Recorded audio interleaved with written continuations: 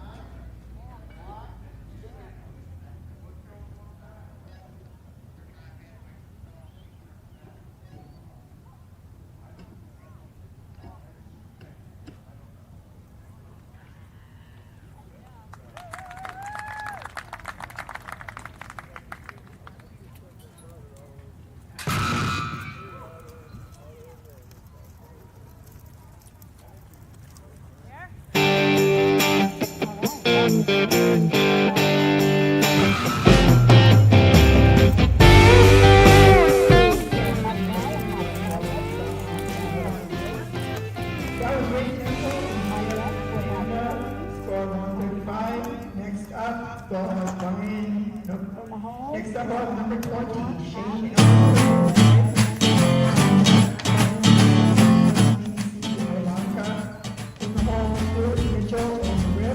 Getting ready, Lincoln Rogers and HR.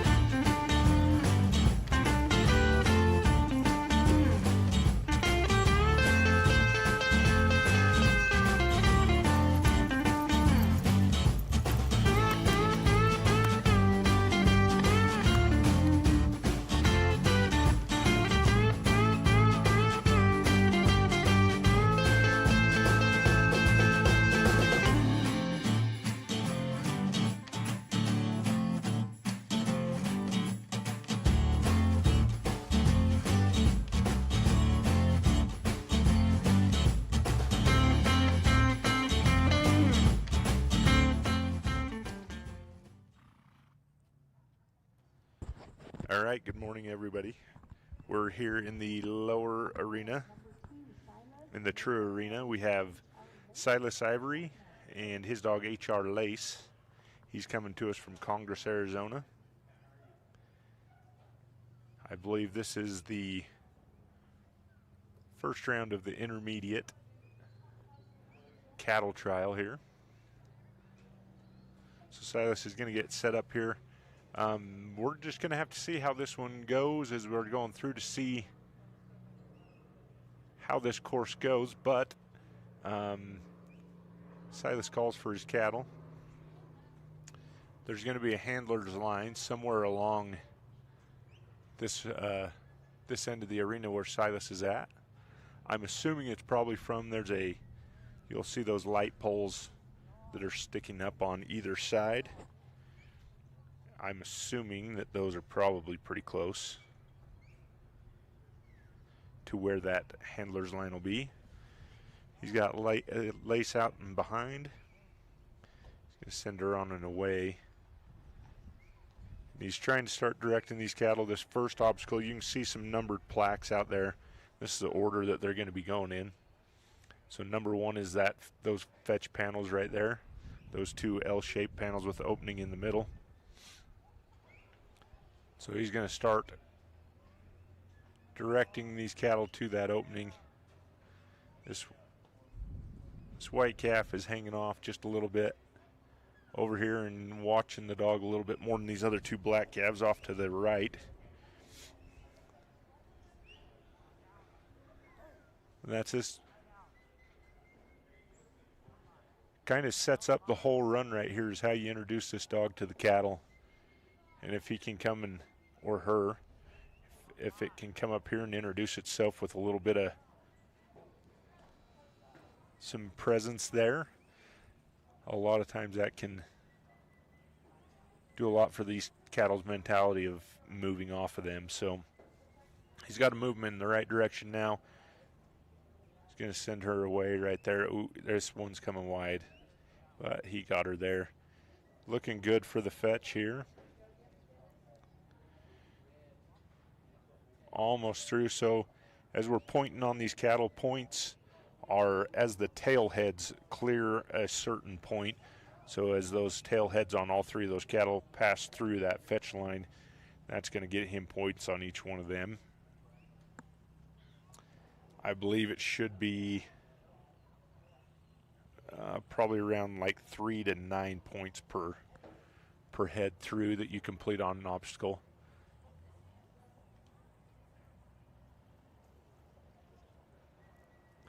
These guys wanting to split up from him just a little bit right here.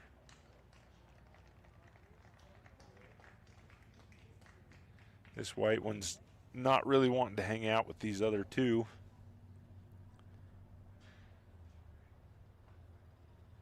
And a lot of times all we need this dog to do is just go down here and put a little pressure on it. And then as soon as they come back, a good time right now just to down this dog maybe for just a second. Let them be, even though it's a timed event. Number 21. It's a hard thing to do, but sometimes they just need to settle when they're not really wanting to stick together. Getting ready, Mike Thompson and Dallas. This is not a bad little spot right here to just kind of hang on for just a second. Say, hey, you guys all should stick together. And if not, we're going to put some pressure on you when you leave. So he's got them back together now. This black one's going to see what it's all about here. Nice job. And then he's going to scoop him up on a come by right here. Oh, just a little bit wide for this number 2. So number 2 is this kind of oblong shaped obstacle here in front of us. It looks like it's just a pass-through obstacle just in that right-hand side and out the left-hand side. There's a small opening over here. So he's going to have to get him redirected again here. Going to have to go grab this white calf again.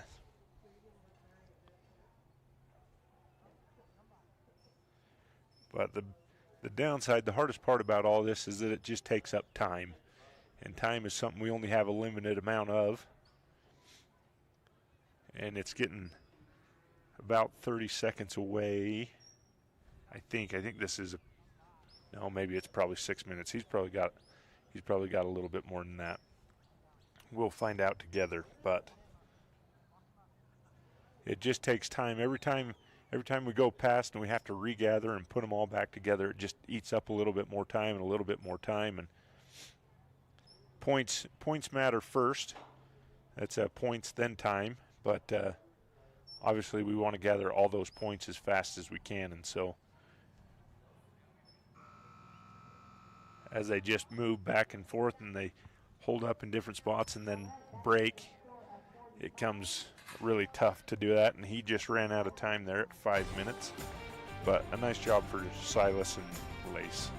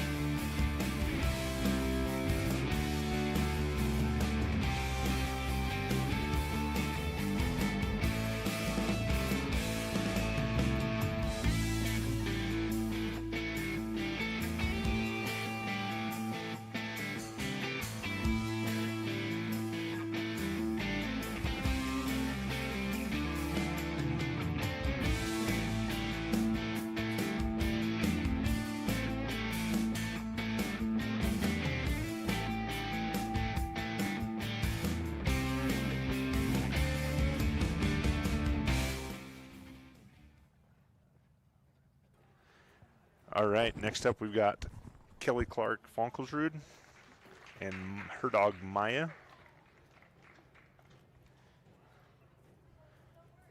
Hopefully I got that last name right.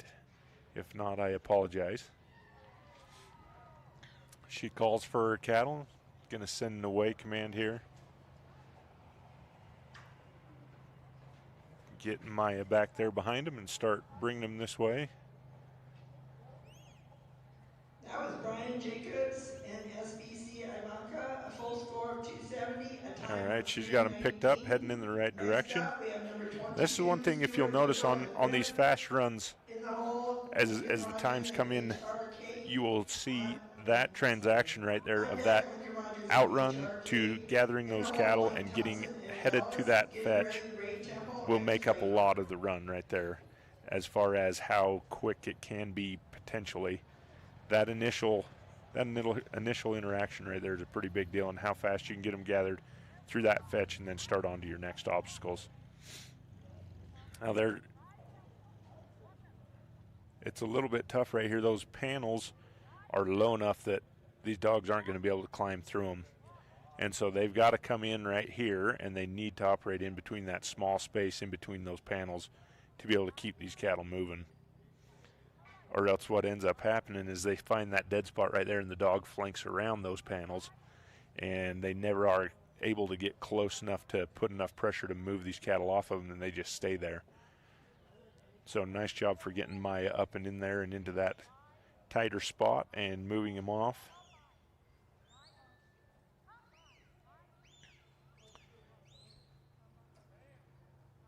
These cattle not moving off very quickly. They're pretty slow moving, and Maya's working on keeping them all together and contained. That's just needing to be able to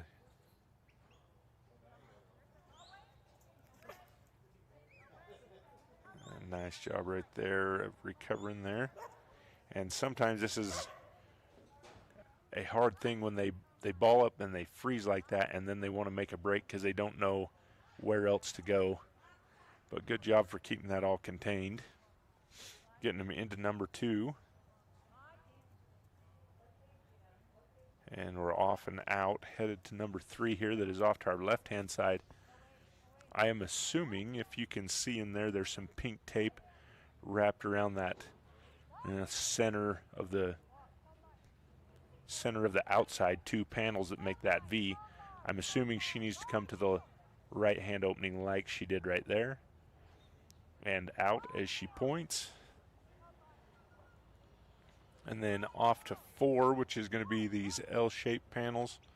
This is just a pass around, so you'll see, if you can see down there, there's some pink tape along the fence. That black bolly calf just about sniffed it right there. So probably off of the V of that 2 panels, over to that is going to be your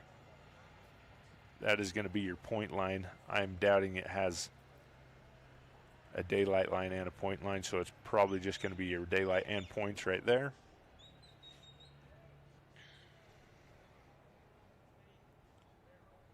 So she is through 4, needing to come down here along the side of the arena. She's going to come into number 5. So 5 is going to be the pen. So once she has got them inside of that pen, that will be her number 5 obstacle and points. And then the sort will be number 6. And I'm not exactly sure the order of this sort. I'm assuming probably it is 1 one way and 2 another way. I am just not sure which one is first. So we will find out and see if she does it correctly.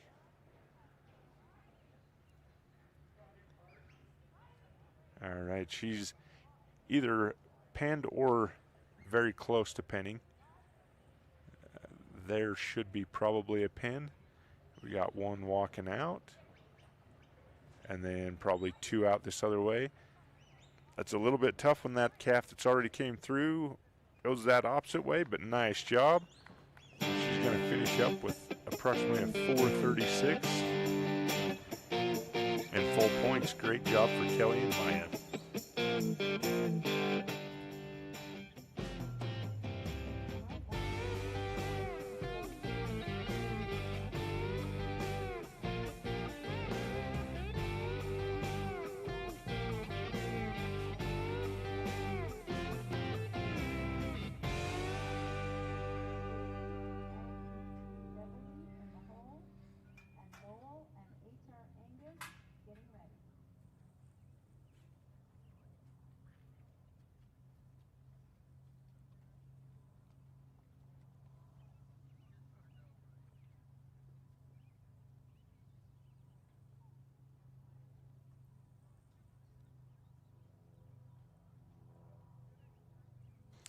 All right, next we've got up is Cat Tufel and FFINS Delta. I believe that's Flying Fins. You'll see her. She is a sponsor, I believe. You'll see some of her ads on here.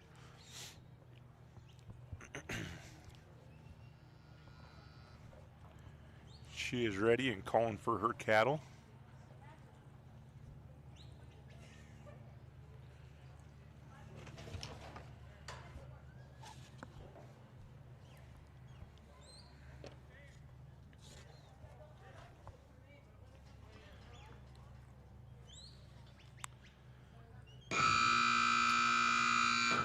All right, her cattle are headed off to the left-hand side of these fetch panels right here. Oh, nice job. You see that dog was a long ways away, but still had enough ability out there. She caught the eye of that calf and pushed it just inside that panel.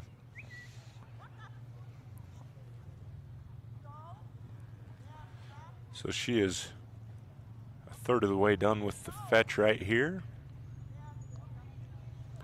She can just get these other two calves to step through, and she's through her fetch. Thank you, Stuart. They're Mitchell, bleeding off to and our right here. Next up, number 23, Lincoln Rogers and HR Kate. On deck, Mike Thompson and Dallas. In the hole, Ray Temple. They're coming into the center of the arena here. She's going to Stockton away White, that MISR Hall. right there and start directing them over here to this opening for number 2.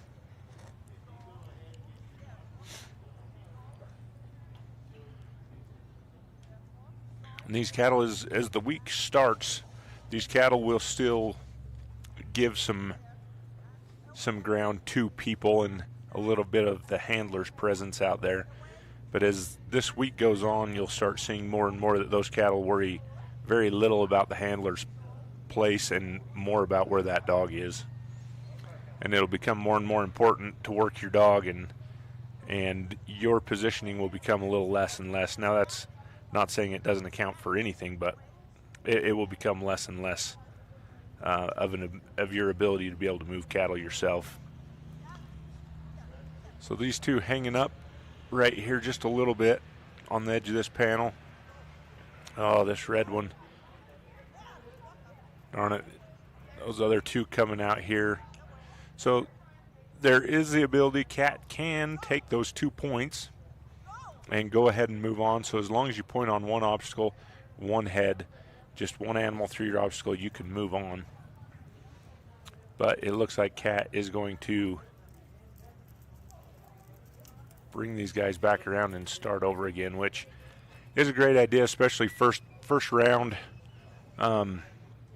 You're really wanting the biggest thing strategy in this one is just trying to get it finished. You're not going to find yourself on that final day unless you finish 2 runs prior. So just getting a finish will set you up to give you a chance in that finals round. Now, obviously, the faster we can do it, always the better, but finishing it, getting all those points is always the best case scenario.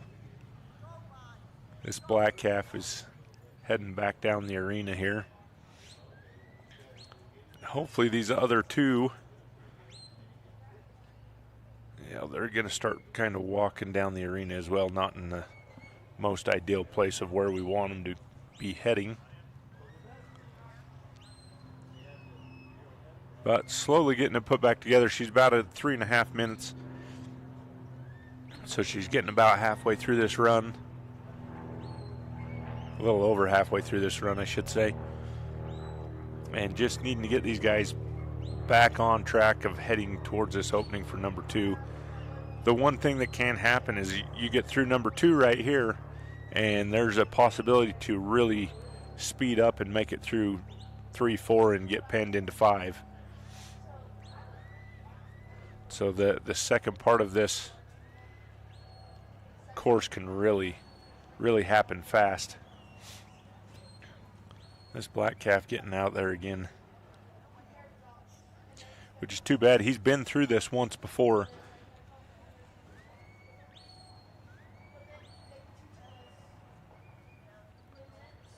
All right, we're getting a little bit closer here.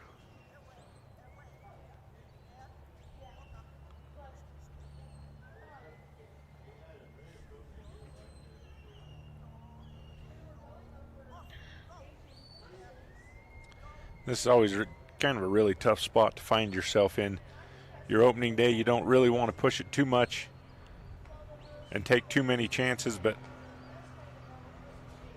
you just want everything to go well, and then you find yourself in this funny little position of your first run out and it's not going exactly how you envisioned it.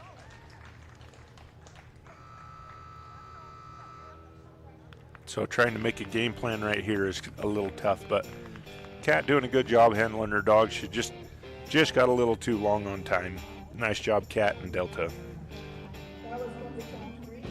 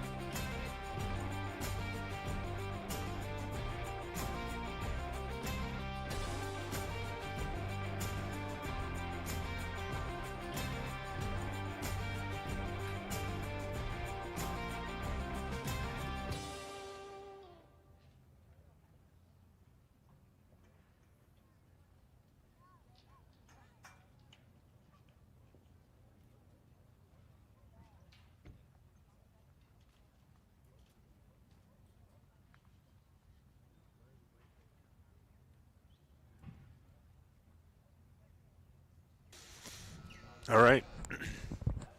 Next we got up is Jordan Kilpatrick and his dog Dude.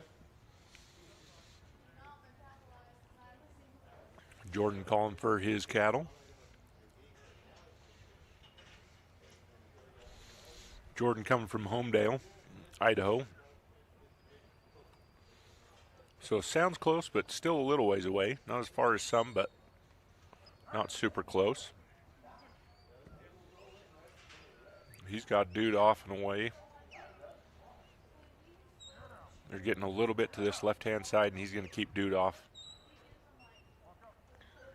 to this away side here.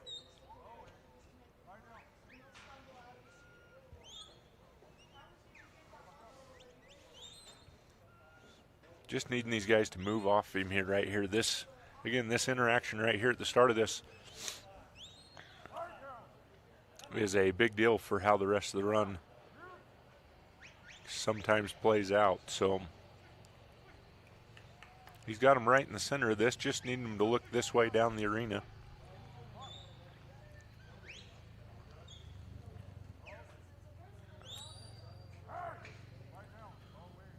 There we go. Now we got it facing in the right direction.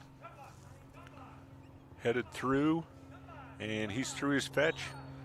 These cattle really wanting to hang off to this left-hand side. They're really just wanting to move towards our left-hand side of this arena. But Jordan doing a good job keeping dude placed out here. And this is where all those little commands and different things really matter, is when we need when we need all this. Dude coming in just a little bit too much right there. But the ability to just get that dog up and move him a couple of feet, or a couple of inches anyway, makes all the difference in the world of being able to make these cattle go where we need them to go. This again, we were talking earlier, this little spot right here where these dogs have to flank either into a tight spot right here as he comes on that come by, which he did, or some of those dogs don't want to go into that smaller spot and they'll flank out around that panel and give too much ground, and those cattle just find out they can just sit right there and not move. But dude doing a good job getting into that tight spot, moving him off those panels. Now if he can keep him, this is where the pressure got tight last time.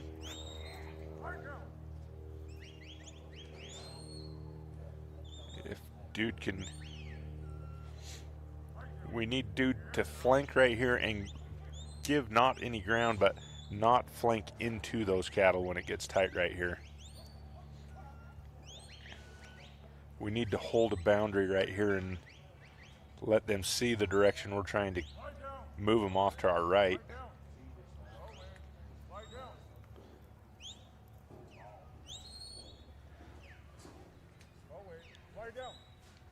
That's, these cattle are just worried about dude too much right here rather than moving away from it. So Jordan's going to come off here to his left-hand side. I think is not a bad move at all right here. Just kind of take up some of this space right here and maybe get them looking into a different area. This red calf is just not wanting to move up into this tight area right here. It's going fantastic. And he's got him held in this little spot right here, but not really able to get him to move It's not human. towards this obstacle right here. He's coming up on almost on 4 minutes. He's got about a minute to make some stuff happen here. That's these guys stringing back down the arena here. Just a little bit too much pressure than what they want to allow to go into that smaller spot of this number 2 obstacle. That was Mike Thompson and Dallas with the score of About 1-8. 45 seconds away. Next up we have number 25, Ray Temple and Striker. On deck, Stockton White and MISR Hawk. And In this the hole, red Sarah calf Brown is and just DJ Buddy. Getting ready, Lincoln Rogers just holding and up on the back HR. end of this and not really wanting to come off the back of that arena there. There we go. If you had the time, this would be a great time to just take a little pressure off, but he's only got a couple of seconds. He's got to try and do something anyway. Kind of a tough situation to find yourself in, but just couldn't quite get him to commit to come into that number 2 obstacle. He's going to get a little too long and run out of time. But a nice job for Jordan and dude.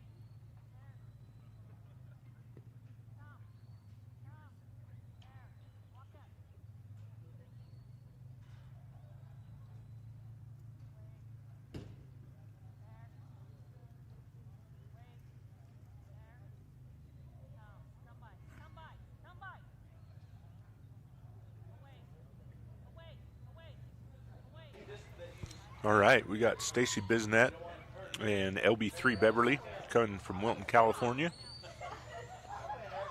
When she is out and rolling, she's through her fetch. Working on coming into number 2 right here.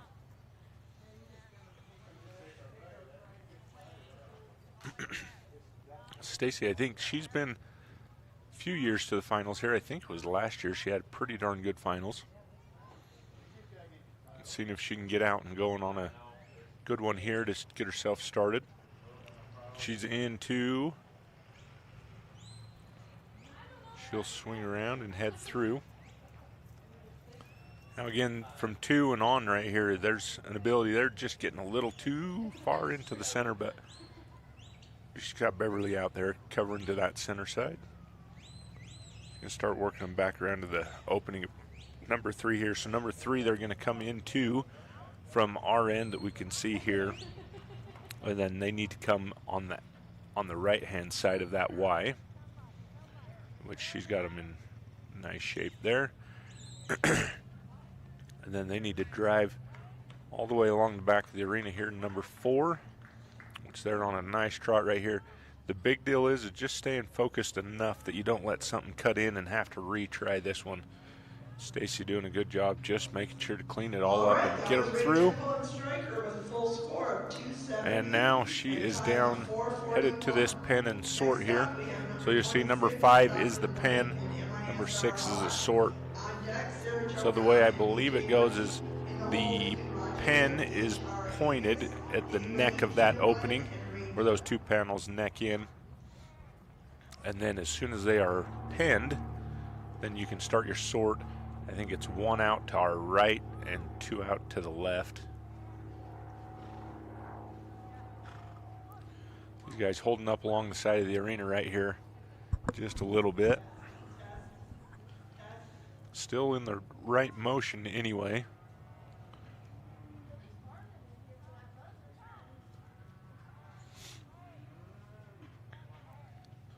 They've moved pretty well this whole time and then just holding up right here. Just trying to keep them contained and moving in the right direction.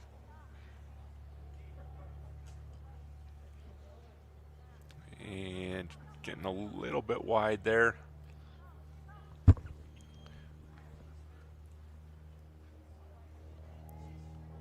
And then backing around so they don't get too far right here.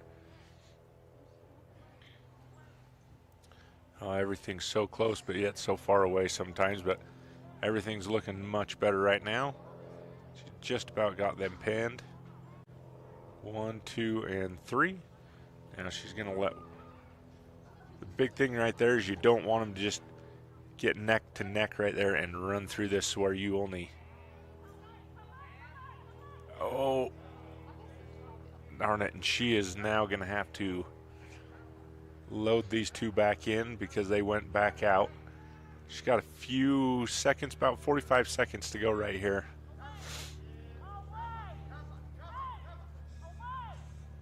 That was really close to being done there.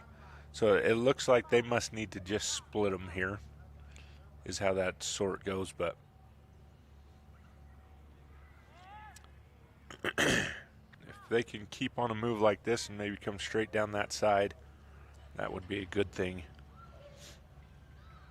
But if they did like they did the first time and ball up coming around here, it's going to be too short a time. But she's only got about 10 seconds left.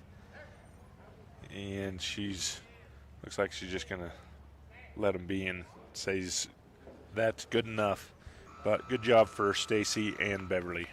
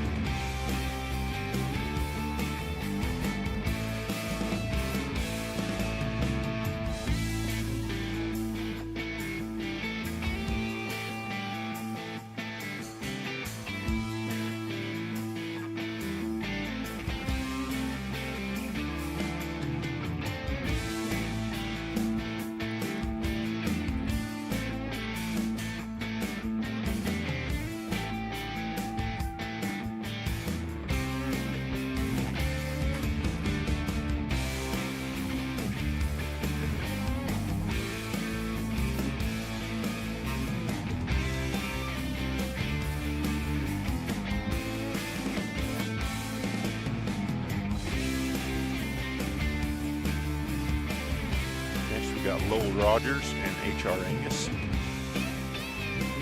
out of Seminary, Missouri. Got Angus looking a little bit in the wrong direction now. He finds his cattle. I'm going to send this dog on to come by. Last few, I believe he's about the first one we've seen on a come by to start with on his outrun.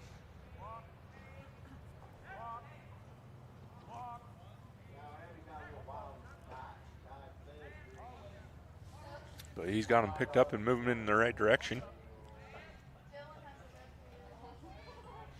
I think that come by outrun is a pretty good idea. A lot of these cattle have been holding to the left here as they come out of there. He's got them moving in the right direction. He's going to get all three of them here. Now right here, keeping this dog in contact and moving these cattle right here instead of letting them come through this fetch and die is a big plus. He's doing a good job keeping their feet moving, keeping his dog's feet moving, putting enough pressure on them to keep them moving forward and not really letting them look around too much. Nice job. That calf was just a little to the left there. Going to try and squeak around there, but he got him into number 2. Doing a nice job just staying in contact with his dog and his cattle and keeping them moving.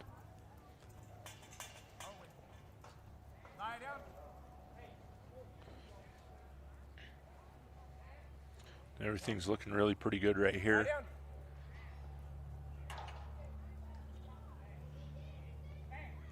He's going to probably send him away right there. Just make sure that that calf stays inside the panel.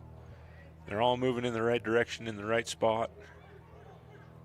He'll position this dog right here. Do a nice job getting him through that right-hand side of the Y. He's got 3 completed. Now he needs to take him across this arena over to number 4. These cattle not moving fast, but they've stayed moving the whole time. And he's making a really nice run out of it. If he can just keep these guys moving and facing in the right direction, keep in contact and keep them moving.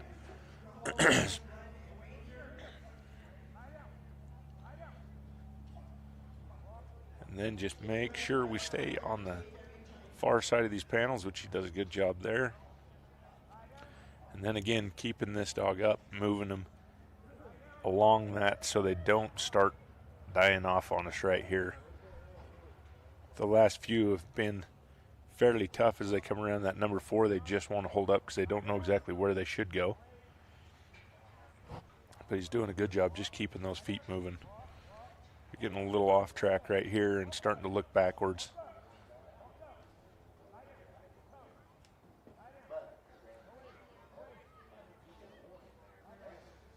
Really wanting to come back into the center of the arena right here. But doing a good job keeping Angus out there to this away side. Got him in a good line right here.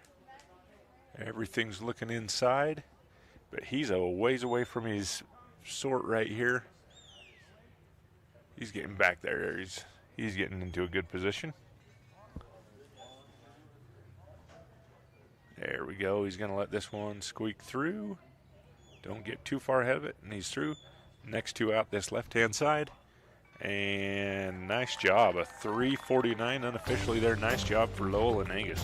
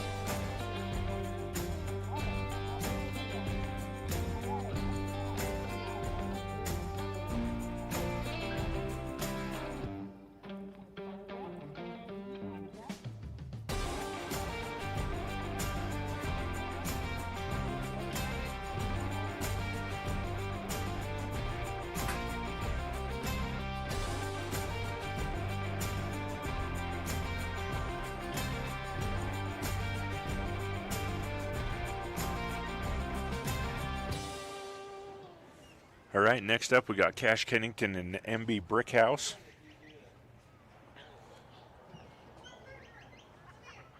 Really nice long-haired red dog that Cash has.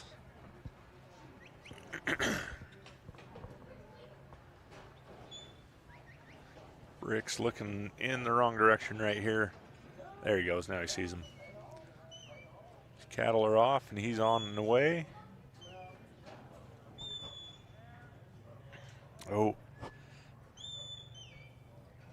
Good job. Just want to get this dog back behind him and start directing your cattle. He's got him off and moving already, which is a great way to start this off. Again, it's one of the main things is how fast can we get down there, make contact with these cattle, and start directing them in the direction we want them. These guys not really wanting to come around right here. There we go. Now they see it. They're going to start bleeding off to our left, though. You better get him around there.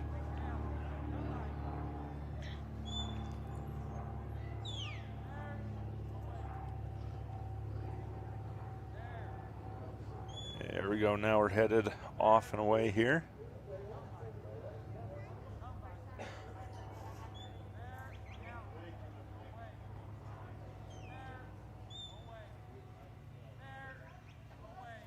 They're not quite, and that's a trick of these cattle early. They're not looking for openings as hard as they will be later.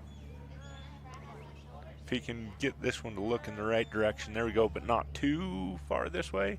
They're going to come into this opening, and he's going to have to bring him all the way back out here to the right. So they would classify that red calf as dirty, since it entered the obstacle incorrectly. So now he's going to send him out, clear everything from that pen past the point line, and then he's going to gather everything back up and start putting them back in. This red calf, it's had to have a lot of dang pressure put on it every time it came down here, and kind of a tough situation, but this is a little bit better situation, but those two are getting a little too far. I'm going to pull them to the end of this obstacle again.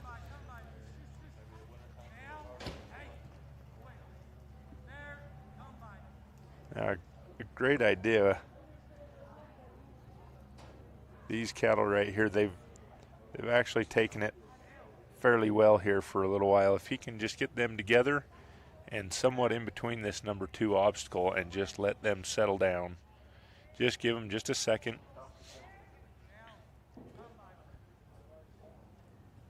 That would be a good thing. And it's a really tough deal when you have a time clock ticking in your ear the whole time but sometimes that little bit of a settle right there will really help. And you can breeze through the rest of this. This red calf knows that there's a bunch of pressure coming on right here.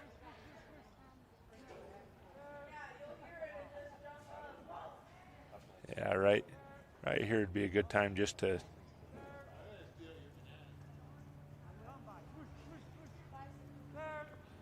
there. We're shaping a little bit better right here, and nice job, Cash. He's going to come in. Now they're going to be trotty and fast, so he's got to be in the right spots at the right time.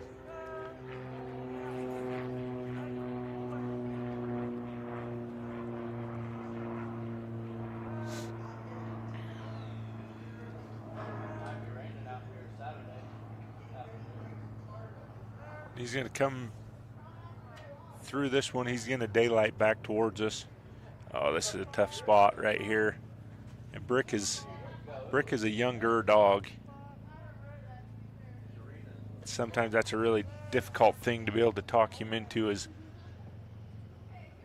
being able to flank around far enough. There, as long as that one comes out, good deal. So now he's just going to daylight him down to this side, which means just crossing him across the point line here. Oh, but he came inside those panels.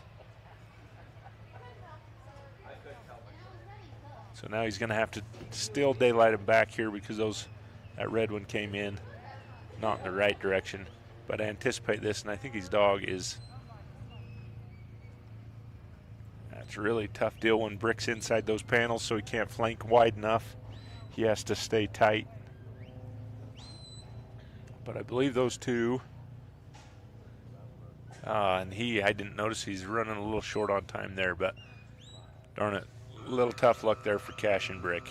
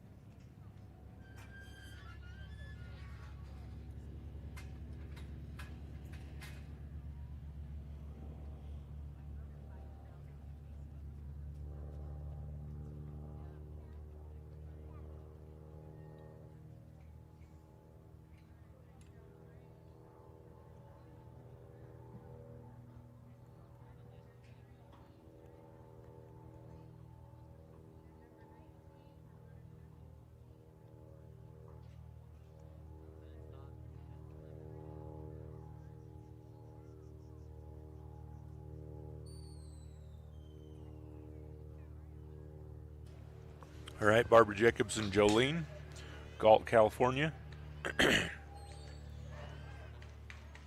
Jolene, a pretty accomplished trial dog here. Barbara does a really great job as a handler and is quite experienced also, so this should be a pretty good one.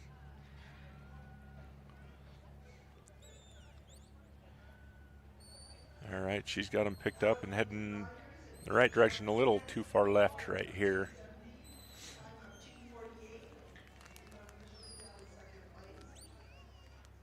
There we go.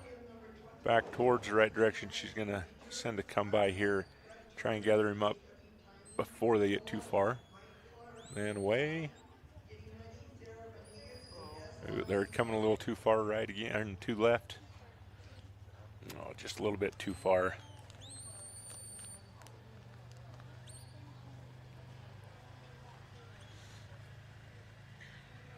All right, gonna get these guys gathered up again here. I would imagine you're probably gonna want to watch him bleeding back here to the left again.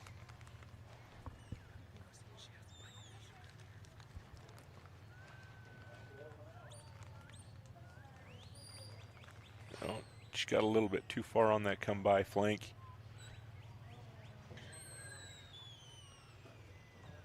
There, she needing her to break on that away command just a little bit further.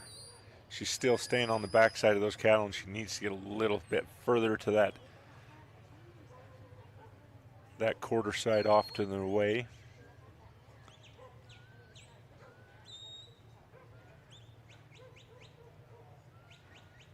Just gonna swing him around again right here. Jolene making a big flank right there, needs to catch up, and she's there.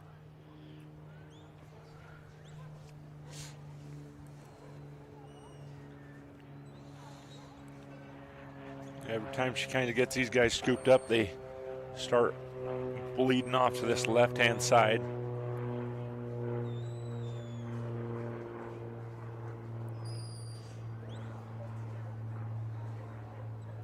There, we're looking at a little bit better situation right here. She can get this one facing in the right direction. That's a little tough when they get separated out like that, and this one just wanting to go back. So every time she tries to direct these front two, this one in the back just tries to keep going the wrong way.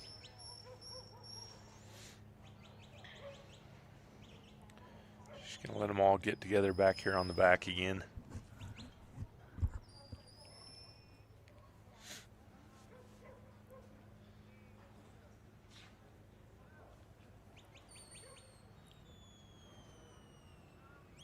There.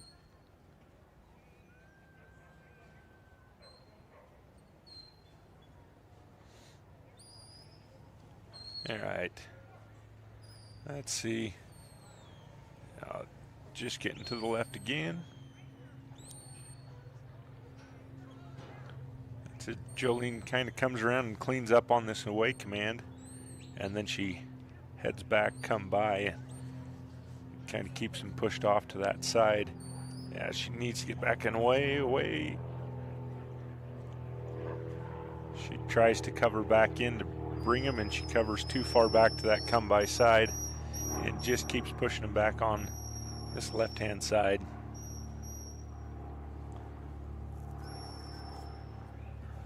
Time getting a little bit short right here. Coming up on about 45 seconds left.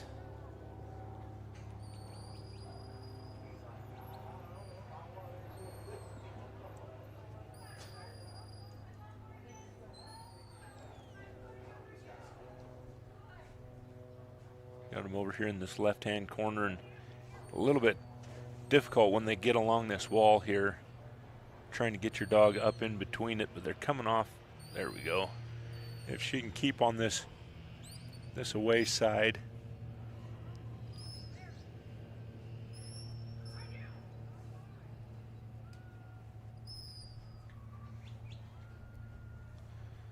And she's just going to run out of time right here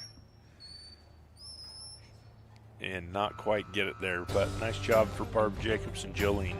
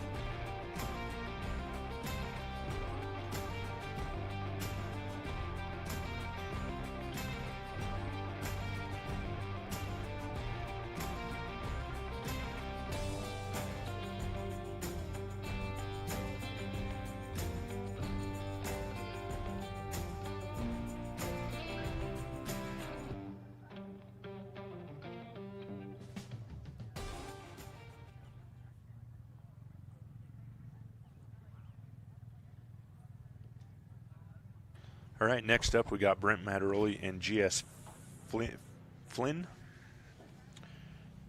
Manteca, California.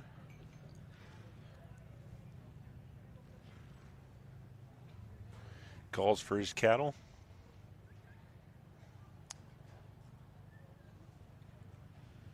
Gonna send him on a come by here. These cattle really drifting off to the left right here.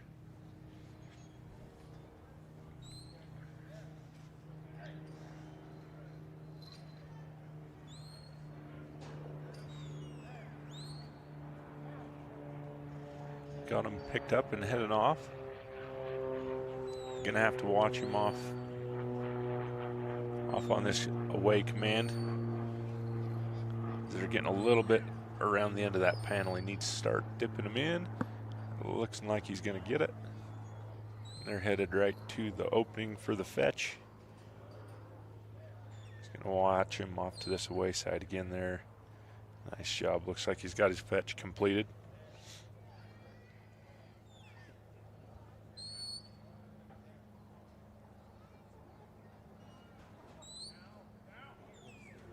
Looking pretty good for number 2. These guys are tracking in there pretty nicely.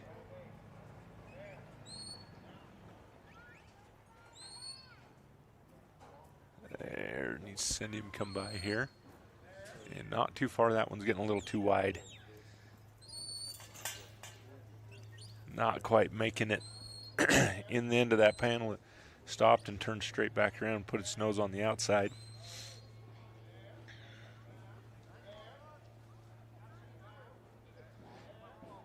Looks like, I think he was just talking to the judges there. He is going to take 2, I believe, and move along.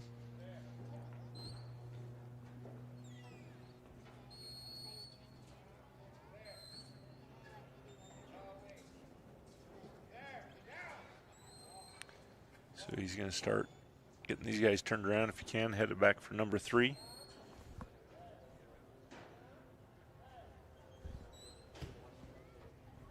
All right, we're heading off in the right direction now. He's going to send this dog come by. Keep them on the outside and off this arena side. There, we're off and through number 3. Just needing to make sure we keep these guys moving and heading far enough to the back of the arena to make it around number 4. One thing we really don't want to have happen right here is one duck to the inside and have to retry number 4. This is one you really just want to do right the first time.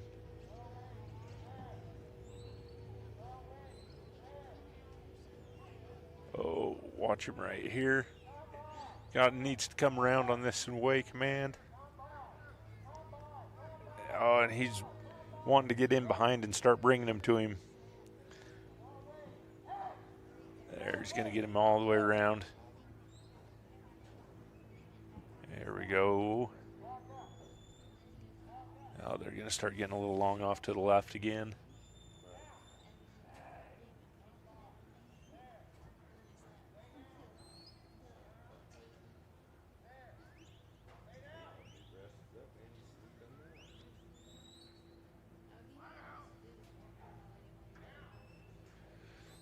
There we go now. Get that bally face heading in the right direction, and he can pull the rest of them with him. But definitely want to keep their feet moving right here. Don't let them stop up too much. And then, oh, get him back here on this away side. Oh, good deal. We got him all the way around there. And now heading towards his load and sort.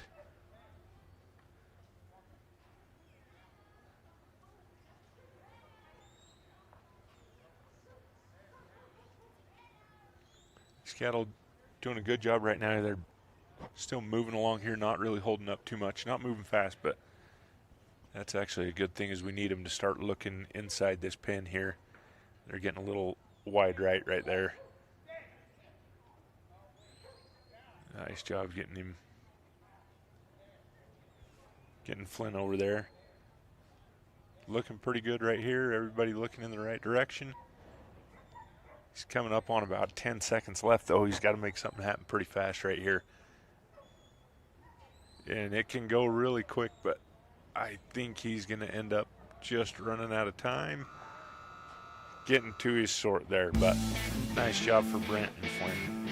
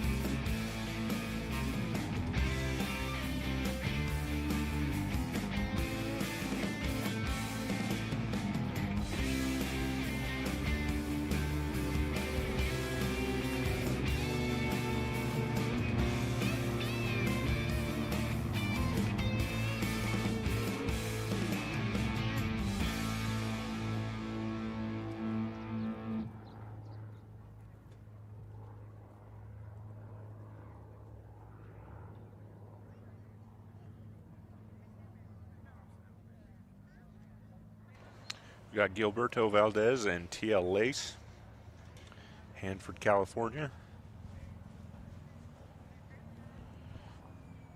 He is called for his cattle and off and running.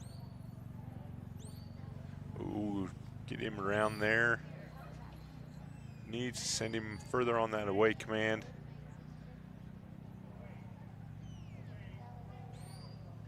There he goes.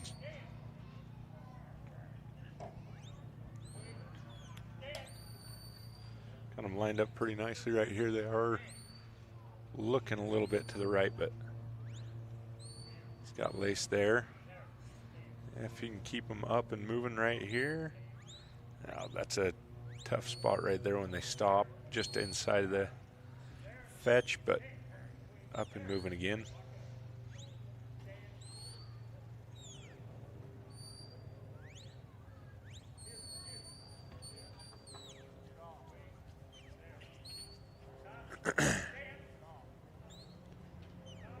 Go, needing them just keep turning their heads just a little bit.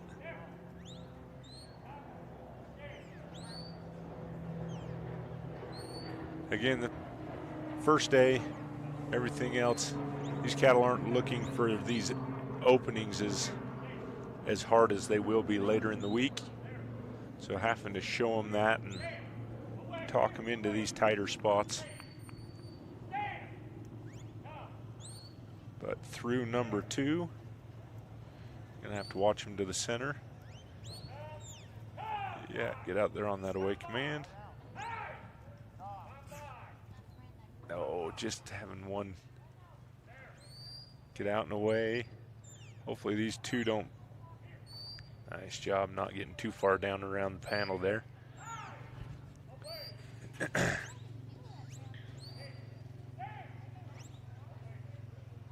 There he goes, got him scooped up and around, keep him off the edge of the panel, or off the edge of the arena through that right-hand side.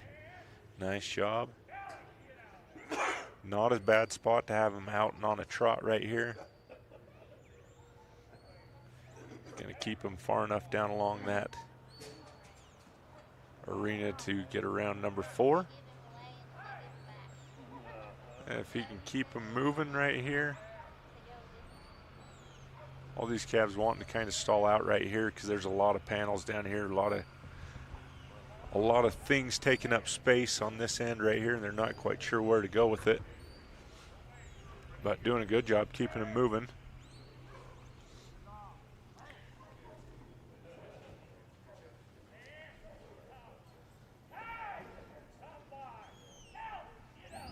Just getting long back down to the end of the arena again.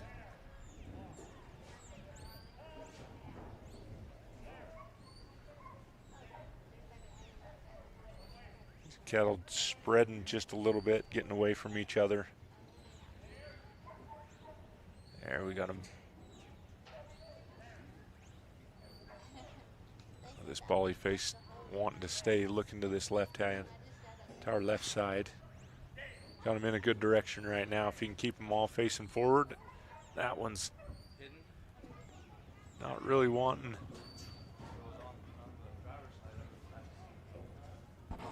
There we go. Got them all back together again. He's got to watch this one, and it's heading off again.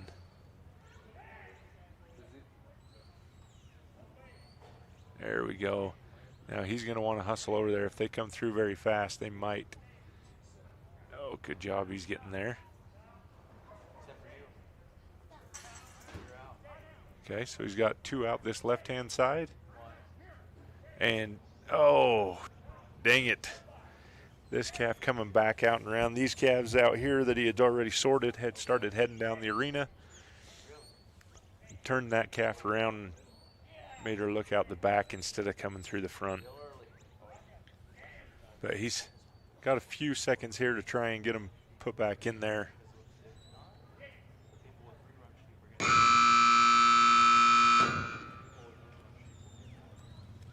If he can, they're just kind of tracking all out into the wrong spots right here. Not looking great for getting them back in the next 20 seconds. But anything can happen, so it's worth staying on top of it. This bally calf again just wanted to stay out to the center of the arena. And dang it, a little tough luck in that sort. One coming back the wrong way. But great job for Gilberto and Lace.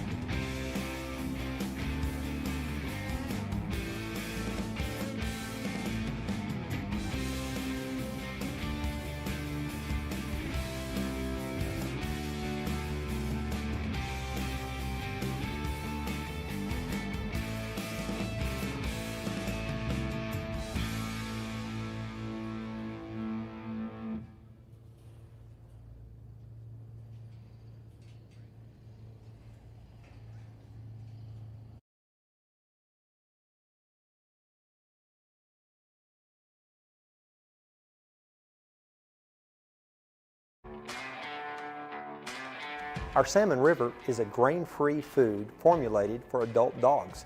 It contains 28% crude protein, 16% crude fat, and 390 calories per cup. It contains extremely high levels of omega-3. In fact, the omega-3 to 6 ratio is almost a 1-to-1, practically unheard of in the industry. It contains our VX Advantage, which is a proprietary blend of vitamins and minerals, including selenium yeast as a sole source of added selenium. Probiotics, prebiotics, postbiotics, all working together to support a healthy digestive and immune system. Another unique feature of all Next Level foods, including Salmon River, is the fact that we control macro minerals, including calcium, to levels significantly below FDA maximums, which research has shown to support long-term whole body health.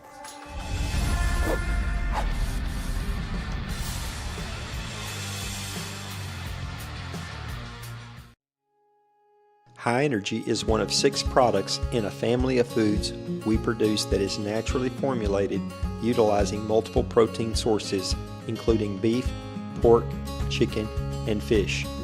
Each of these foods contain what we call the VX Advantage, which is a proprietary blend of prebiotics, probiotics, postbiotics, as well as vitamins and organic trace minerals. We're one of very few companies that incorporate selenium yeast as the sole source of added selenium.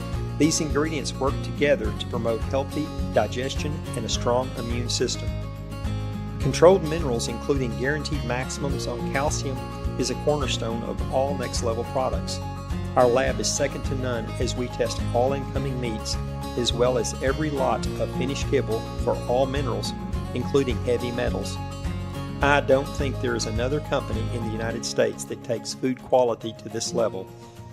High Energy is a nutrient-dense food that contains a very popular nutrient profile of 24% protein, 20% fat, 4.5% fiber that provides 420 calories per cup, fueling the needs of highly active dogs. The omega-3 to 6 ratio of just under 1-to-5 supports a beautiful, healthy skin and coat. There are several competitive 24/20 products on the market, but most of them are formulated utilizing lower quality ingredients such as rice bran, which has no place in a quality pet food, especially for performance dogs. These cheap foods simply will not digest, as you will see by the large volumes of poop produced. High Energy is a food of choice for hunters during the working season. I'm Scott, and this is Vega. I'm the co-founder and chairman of Next Level Pet Food. If you have any questions about any of our products, go to our website, online chat, phone call, email. Let us know. We'd love to hear from you. Really do appreciate your consideration and business. Country Vet Naturals dog food is crafted for hard-working dogs, packed with high-quality protein, essential vitamins and minerals. It's designed to fuel their energy and endurance. No fillers, no artificial additives, just pure natural nutrition for your loyal partner. Our formulas support your dog's digestive health, ensuring they can thrive at their best with comfort and ease. Country Vet Naturals gives your dog the strength and stamina to perform their best. Because when the job's tough, they deserve the best. Power your dog's performance with Country Vet Naturals.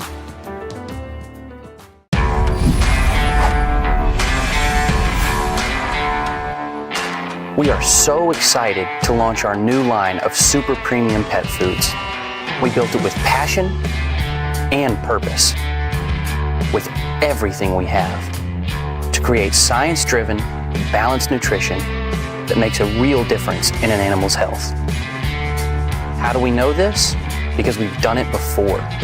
Now we're doing it even better. We've created truly next-level formulas. We choose our ingredients based on what's naturally important in an animal's diet.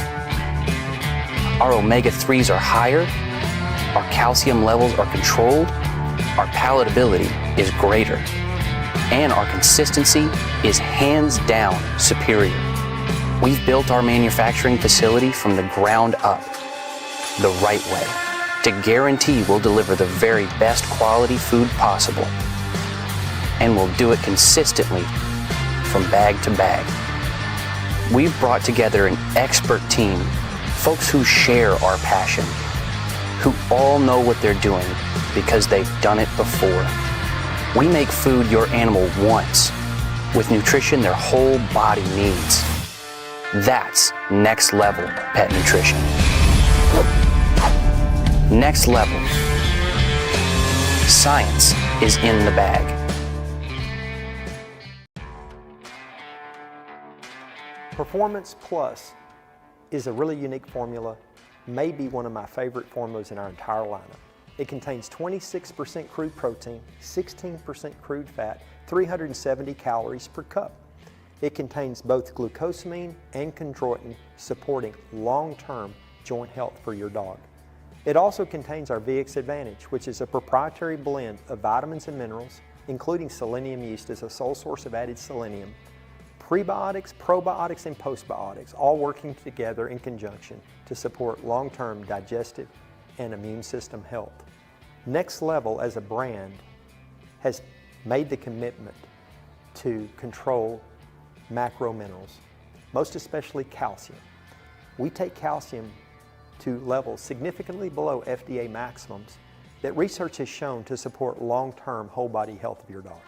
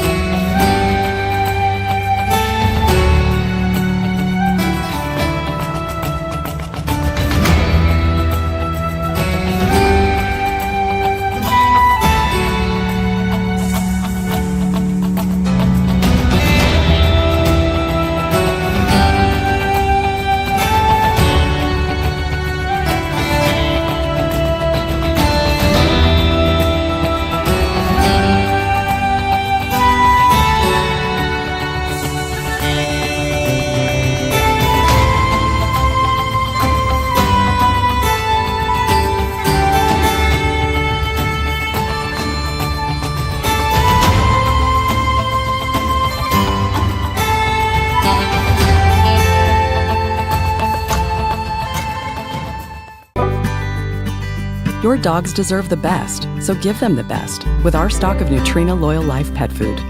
In every bag, there's wholesome nutrition that's free of corn, wheat, and soy, added digestive support with prebiotics and probiotics, and special ingredients to optimize your pup's immune strength, mobility, and overall health. Get the best for your dogs with Nutrena Loyal Life pet food. Making sure your pets get the nutrition they need to live long, happy lives? That's what we do best. With our special blends of quality ingredients, you can count on us for the pets counting on you. After all, being the best pet parent ever is what you do best.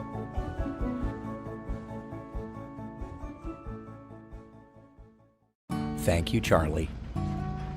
Thanks, Rocky. Thanks, Cooper. You too, Toby and Jody and Daisy and Sadie and Gracie. Your loyalty means everything to us, which is why we perfected the recipes behind our food and included special support for mobility and immunity. Find premium nutrition near you at NutrenaWorld.com/loyallife. Nutrena, what's inside counts.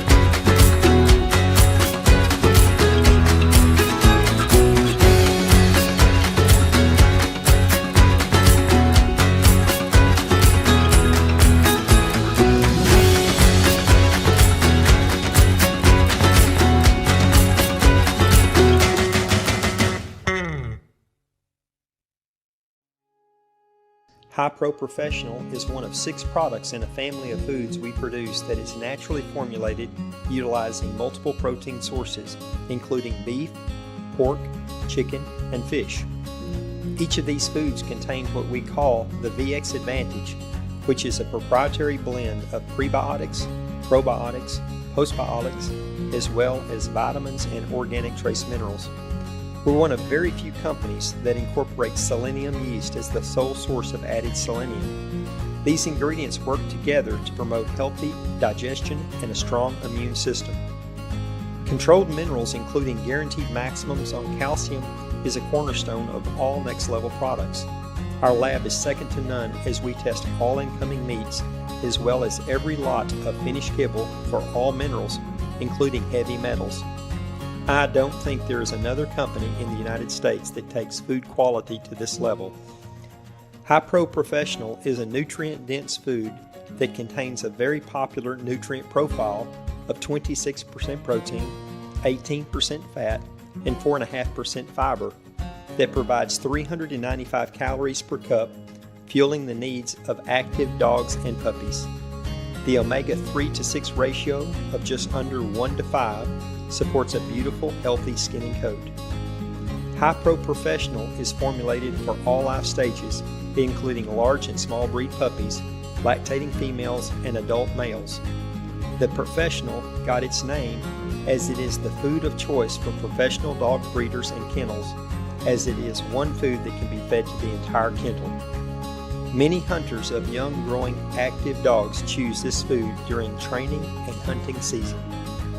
I'm Scott, and this is Vega. I'm the co-founder and chairman of Next Level Pet Food. If you have any questions about any of our products, go to our website, online chat, phone call, email. Let us know. We'd love to hear from you. Really do appreciate your consideration and business.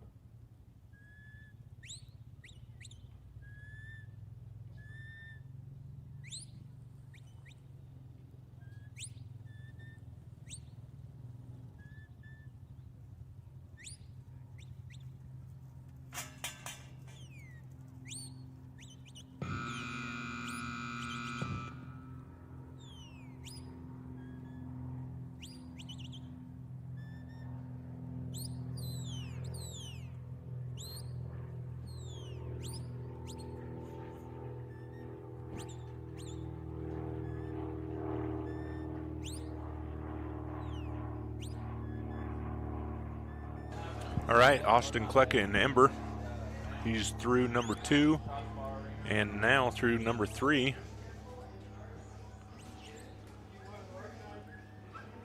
Got a pretty nice run going on coming from Vail, Oregon.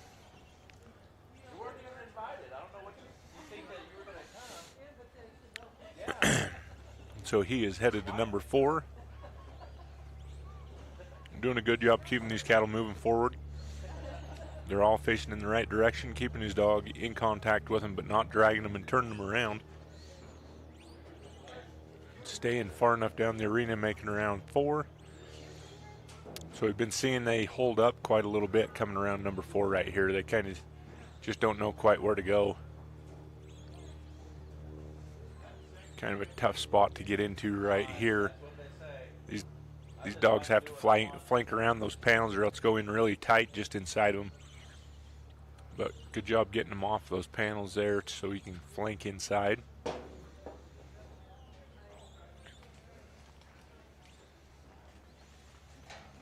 He's going to have to step in there and put a little pressure on him right here.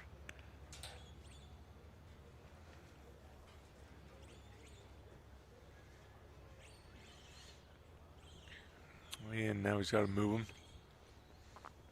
They're wanting to stay to the inside of the arena right here.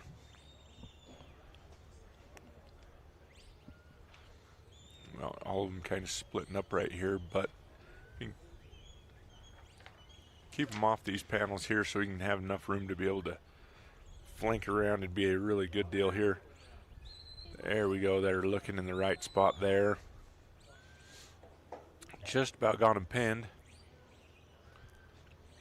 And he's getting about 4 minutes here, just over. He's really got about 1 shot to do this sort and do it right if he wants to get a full time. The big thing right here is, oh, yeah, get that dog up. Oh, that's a little tough luck right there.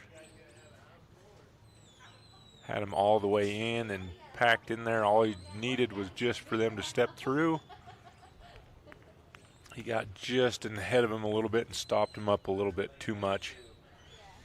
But that's a tough situation when they're coming into that spot there and you got them neck to neck and the calf on the outside edge can't see it and you step in and then you send both of them through really fast. Or in that situation, he stopped them up and they went out the back. But a little tough luck on the sort. He's going to come up a little short on time, but great job, Austin and Ember. Total score of 225. Good job. Up now, we'll have number 14, Cindy and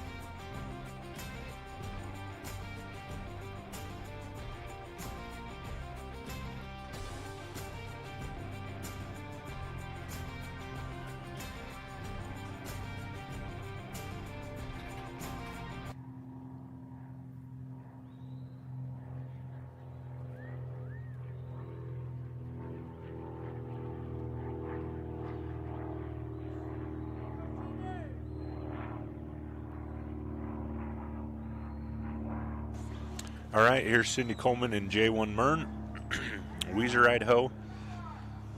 Cindy and Mern have made quite a few runs here at finals. Let's see how they can fare for 2026 finals. Got him picked up and heading through the fetch.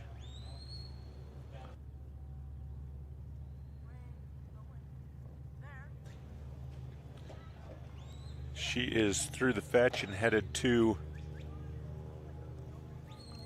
the number 2 obstacle.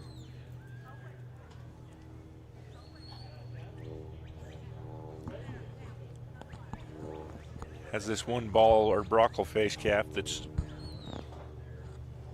just out and running around a little bit. By the way, if you guys are out and about here at finals, the Hazes are down here selling some turnovers, apple turnovers, raspberries. My opinion, well, maybe I shouldn't tell people this because then there's going to be less of them, but raspberry is pretty dang good. Blueberry pretty dang good. Apple's pretty dang good. The apple was really good. I don't think is mine on? Yep, yours is on. Will you turn up my volume? Nope, because I don't know how. It's these two right there. Yeah, I know. Oh, okay. Well, it's fine. So he is through 2 and, oh, just getting a little behind. And that brockle face calf sneaks off to the left-hand side. So everything was looking great until it wasn't right at the end. That's a hard angle, too, because there's that opening up against the arena that you can't see. Yep. And that calf was really close to either looking like it was coming through or going on the wrong side, and it decided to go on the wrong side. So Cindy's going to have a busy week. She has 2 dogs that she's running this week. She has Mern and June. So she's in cattle, sheep, and she's in the old timers. Cindy should not be in the old timers. I was just saying, that's a fun one. There I she don't gets know into if 3. she's old timers yet.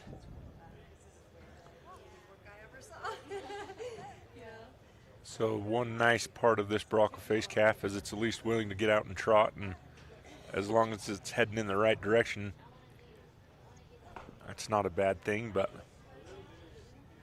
it's acting like it might present a little bit of a problem as it comes into the sort and the pen right here, but we'll see if it can keep everything together enough to make it where it's supposed to be. Is a sort 1 out one side, or is it 1, 1, and 1? From what Or 2? From what I understand is it's just splitting. Just splitting them. Yep. Okay. So you need to send cattle out both holes and not out the back. We've seen quite a few people make it, or a handful of people make it into the fetch and then have some come bleed back out that back hole and then run out of time, not having enough time to retry them. Retry it. Well, and the hard part is they're coming into it. Those cows are walking into a dead end. That panel that has number 6 on it, unless they turn their head, it's just a dead end, so they're not really wanting to go. Yeah, and that's why as they come around that number 4 obstacle, they start really holding up right there, is because there's a lot of clutter there, and it looks really dead for them. Oh, good job. And oh, dang it. And that has happened so quite a few times. I say everything looks fine until all of a sudden it's not fine. And on your placement, too, you don't want to get too far away from that opening because you do need to block it, but then yet you can go help. So how far do you let yourself go? Well, and a good choice, in my opinion, that Cindy did on that first time coming through is she brought him to this left-hand side. Yeah.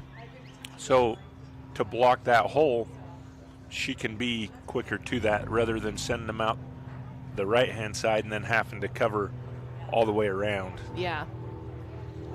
It's coming on but she's got about 20 seconds, yeah.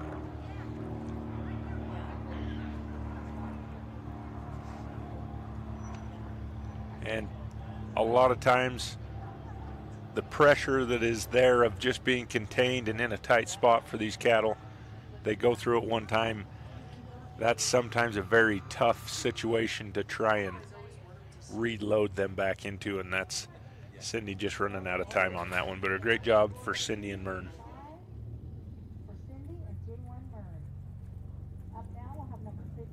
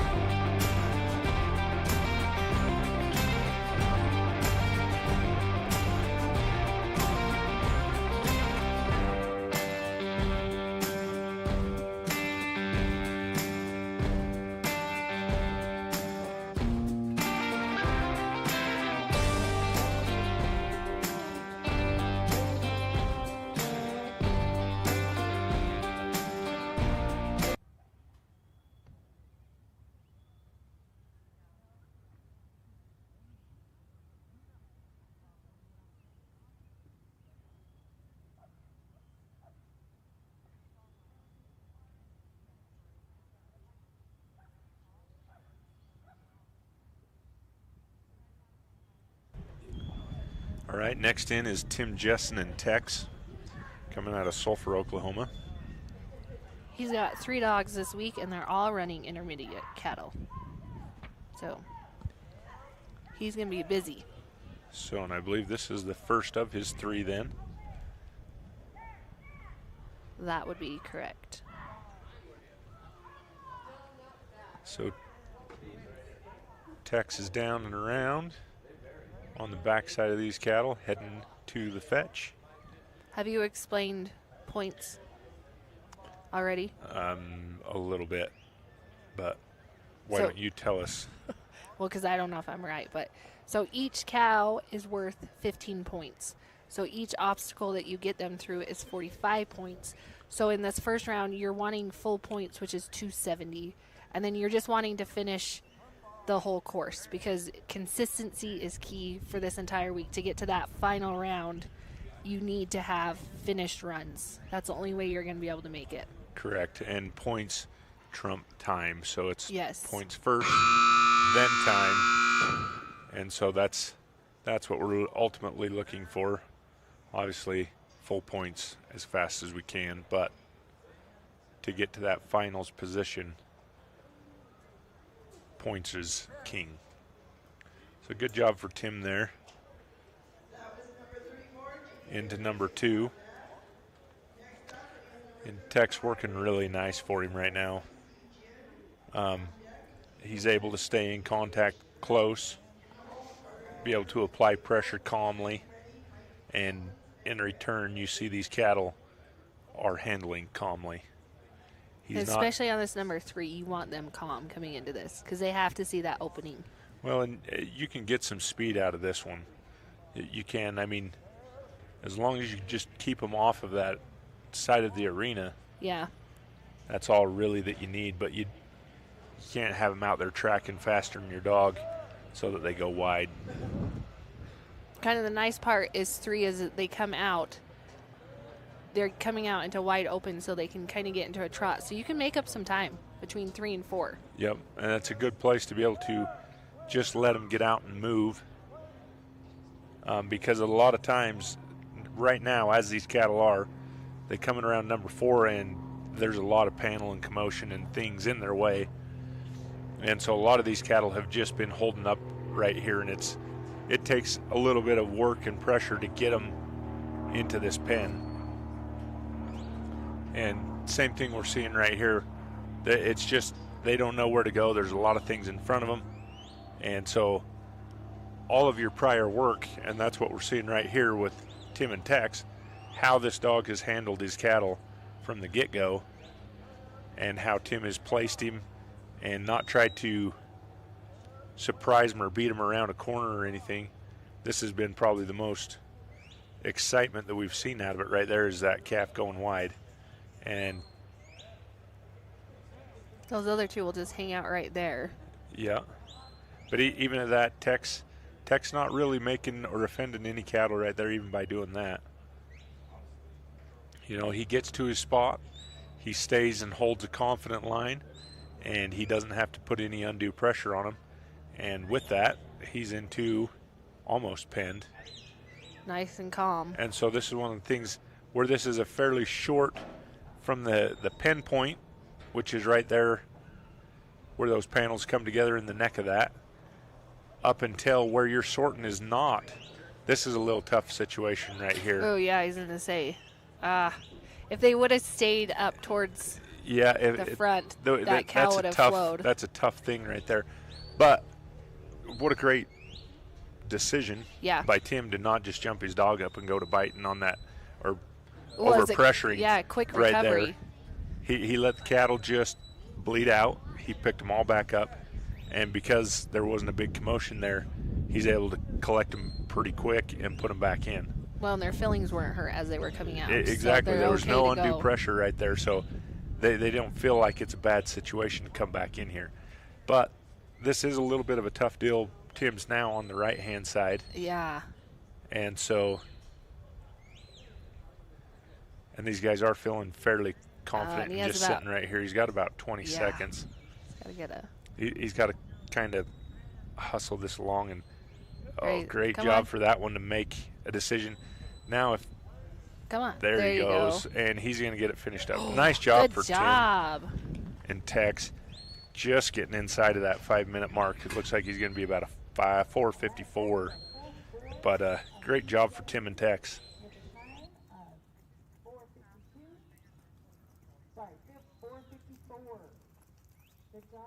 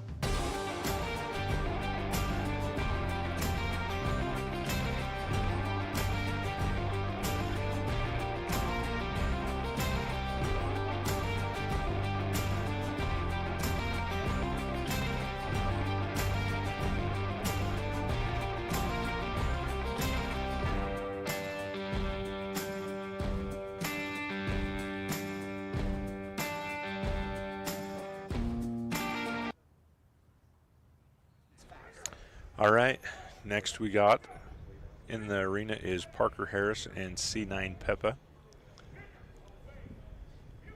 I think this is more of a novice handler here.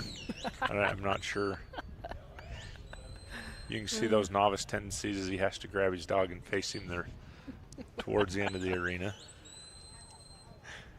Parker calls for his cattle. We kind of like Parker. Well, speak for yourself. There's a couple of people who like Parker. I like Parker. I like his whole family. They're super fun. They are. We do, and I'm just joking. But nice job right there. They wanted to be a little bit to the left of that fetch panel there. Parker doing a good job getting Pep off to that away command. So in this one right here, we need just enough calmness out of him to be able to trust in looking where we want him to go. Yep. And good job. Doing a nice job into number 2. Gonna skate him through. And he's gonna want to watch to the inside right here of this arena, which he's doing a good job right there. So another thing that you can find at the finals, as Parker has found, is romance. 2 years ago, he met his girly friend here. That's right. That's right. So see, if you're looking for romance, you can come down to the finals. That's right. As This well. is a magical place of finding relationships. It's true. When you're working sheep. Yeah. Just the moonlight off the hair as you're working sheep in the back of the corrals. I feel like we need like a Chris Ledoux song. Yeah, there's about got the to be a finals, Chris Ledoux like the about county that. fair Yeah. song, but it's the final It's song. the final song. Maybe AI can make us one. I don't know about that. Parker having a little bit of trouble right here getting him to the opening of this number 3. But the good part is he's only sitting at about 1:47. Yeah. So there's a saying that trotty cattle cover ground quickly, and there we a go. lot of times we can cover a lot of grounds while they're trotting. Yeah. And it doesn't take up a lot of time. So not that we really want to visit every aspect of the arena, No. but if they're they getting to the can pressure. if they're trotting, and it doesn't take up as much time as if. And that's Nice job. Nice job right there through 4. So again,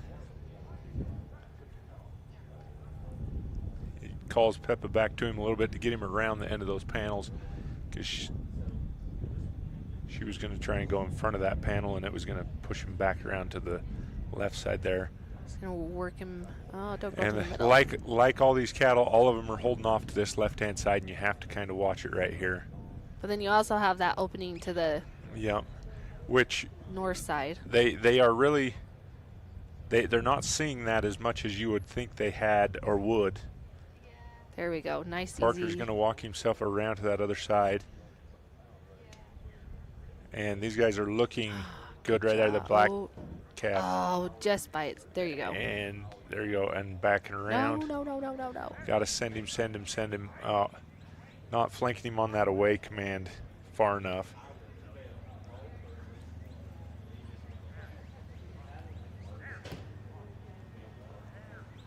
I say not getting too far away so he can hopefully just swing him around. Yeah. And that's, it's kind of not necessarily the hope of what we were wanting right there. But if she can pick him up and bring him back, he's still 342. Yeah, I was going to say he still has time. So Another you thing have plenty of time to be able to bring him back around. Another thing to mention too is the handler's line. So he can't leave Well, I think they can leave after number 3. after 3, but they can't. Yep. So now what he's really going to want to watch right here is that. Yeah. That's exactly of these cattle always wanting to drift into the center of this arena. Well, you don't want to get too far away from the sort either. Yeah, but now's a good time to let these cattle settle just a little bit and not try to overdo them right now. They're lined up pretty nice. He's going to go wide right here, though. Oh, you dirty sucker. You're going to have to flank him. Because if that one... And this, a lot of times it gets really difficult right here. For a handler, you get into that mentality of flanking them back and around and trying catching them on that skirt around, and you get into a match of drawing those cattle's eyes away from the opening instead of putting them towards the opening. But this is looking better right here, and Parker better hustle. I say he better... There he goes. Oh, just running out of time. I do think Looks he got like number 5, though. Did he? I don't think he did. I think he got 2 on 5. So he finished 4, so he'll have 180 points with a time of 5 minutes. Probably not what Parker wanted, but good run anyway. Just I believe he's got another dog as well, too. Yeah. No other dog. No other dog. We were Nothing. told by the romance. Parker's done. Oh, darn it. So Parker's only got 1 dog.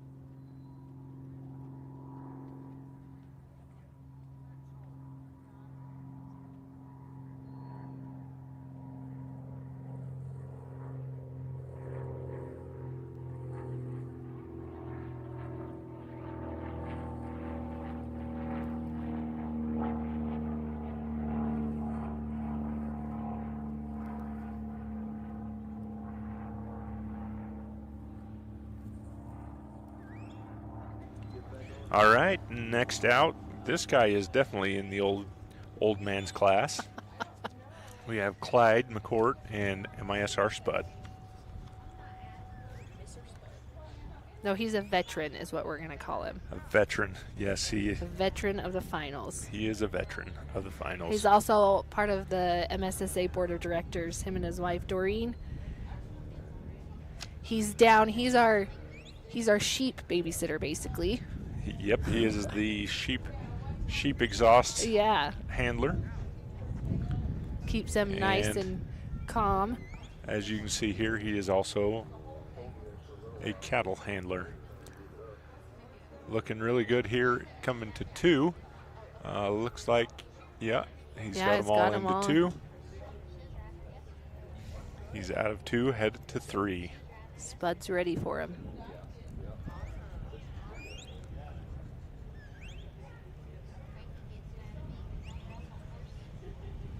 And that's always watching. You have to watch these cattle into this center of the arena. It's where they're gravitating on this number 3, and he's going to get nice for watching that right there. Almost getting on the outside of that panel. On a little bit better direction here, but still better watch him. Nice job. There we go. Not getting too far ahead, and he's going to follow him through that Y. I say good timing to send him around to kind of turn him into that.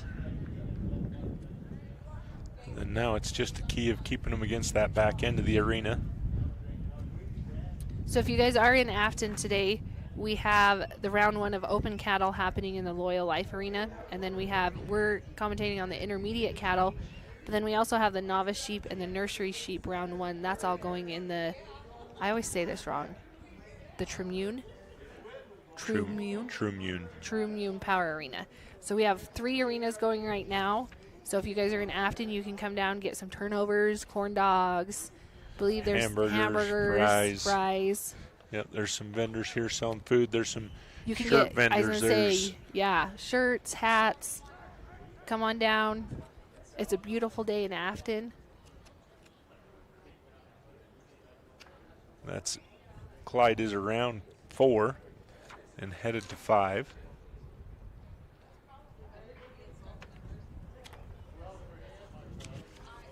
And tomorrow we're going to be adding the field event as well. And that will be the open cattle will be out in the Nutrena Ultimate Stock Dog Field. So a lot happening. You can come sit in the grandstands, and if you sit up high, you can actually see all 4 arenas, which is kind of fun. Looking pretty nice. Black calf getting a little wide right there, though. The nose. That's still, he's sitting at a 320, so he's still... Yeah, he's got plenty of time to be able to get back and around to load this sort again. Well, not to load it again, to get it loaded. So here's a prime example of, do you bring 1 to 2, or do you bring the other 2 to the 1? And he decides to bring the 1 to the 2. It depends on how they're handling. Yeah. That's needing sense, bud.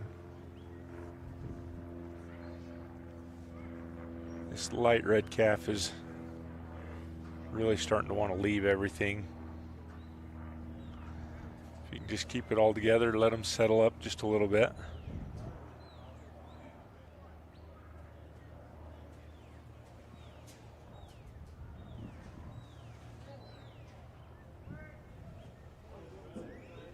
Coming on about 4:20, so still has a little bit of time. Yeah, it's getting harder and harder to be able to get them there in time and get them sorted before you run out of time here. It's got about 30 seconds, and that light red calf is just not really wanting to go the direction we need him to go.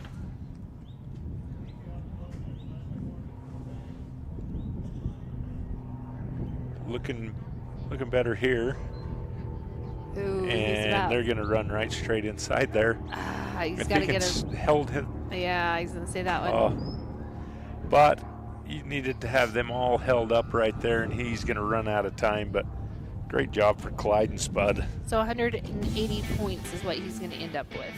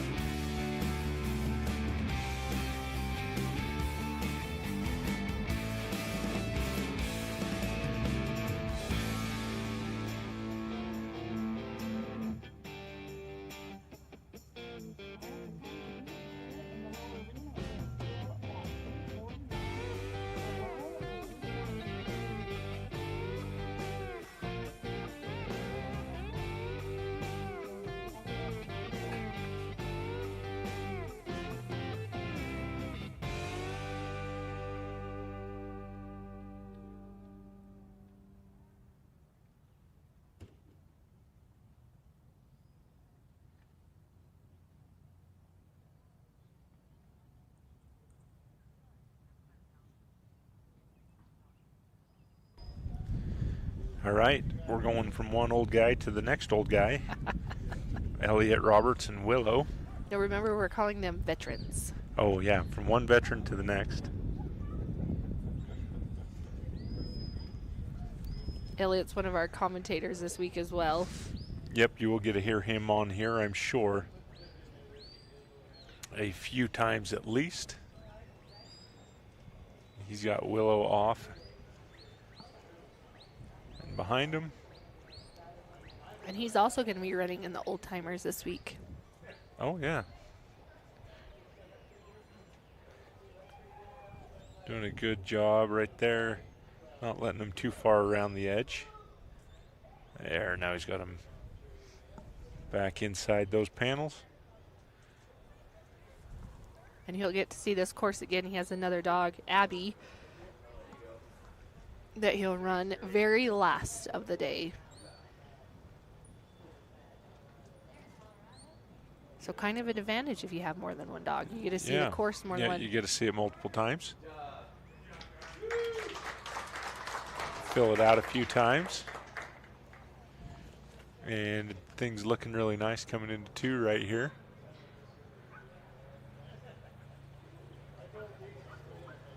Great job through number two. So these courses will change every day for each round. So they will, the intermediate class won't ever see this course again this week. Great job getting in ahead of him, turning back the other way.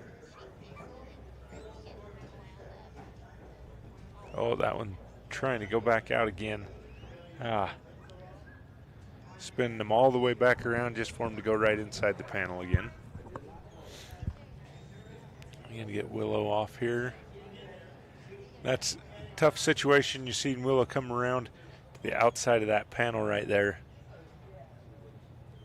But the cattle are moving away from that, so no worries there.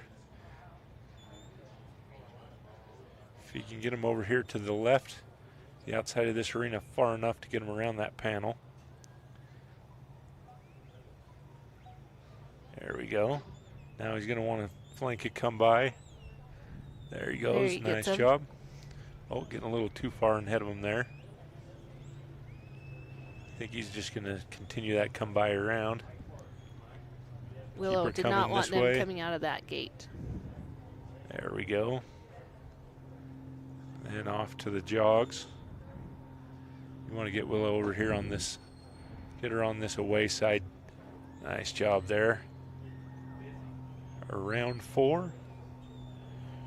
Now it's in, coming around four, holding up right here as every set has done, but these guys are tracking off quite a bit better right here so far. Just gonna have to watch on this away side. There we go. This is looking really pretty darn nice right here. I say he's at a 310 right now, so. Yeah, everything's looking inside. Elliot's out front. Now we just don't want them to come Don't let him turn back. too many at a time. Oh, watch the hole, watch the hole. Need to get Willow up there and shoot. Just getting too far beyond. That was going to be a pretty sort. Yeah, it's happened a lot this week. Or not this week, today, I should say. Say today's only Monday. Yeah, that's this cattle just getting turned around and heading backwards out instead of forwards. Yeah. Yeah, we're going to need something. It's only Monday.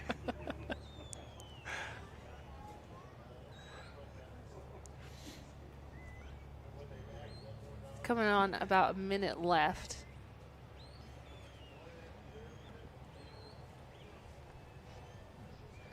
That's just a minute left is pretty short time to get back and around inside there. Yeah.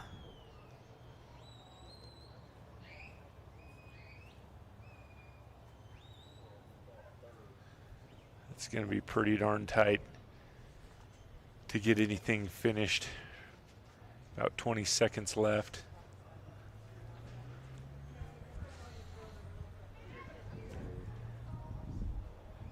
I feel like this 5 and 6, it's a one and done.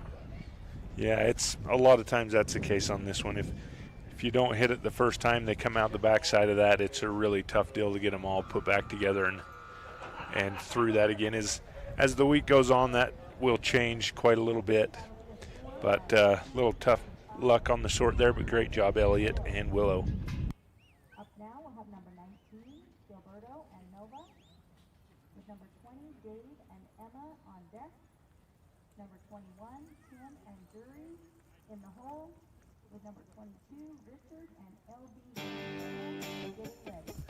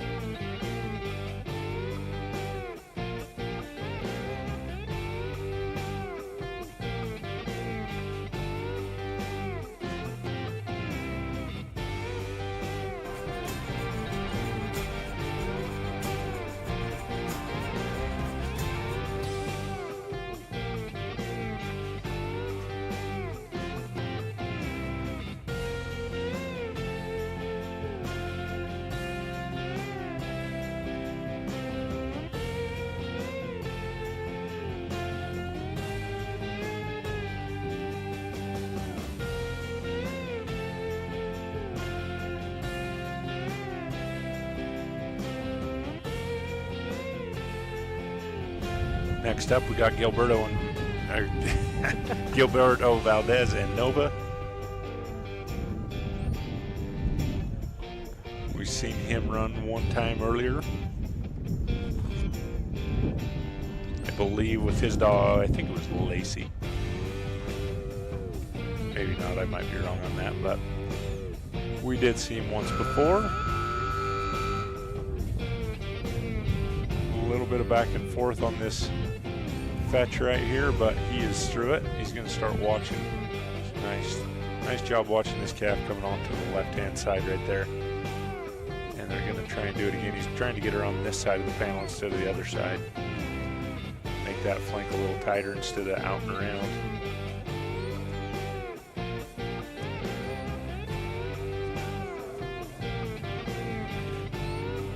Have to cover quite a little bit of country. This red calf just back and forth right here, but doing a good job keeping it contained so far. Oh, nice job. If he can just get her to line out and go somewhere productive, would be much better for him. So you were correct. He ran his dog Lacey. I see. Okay.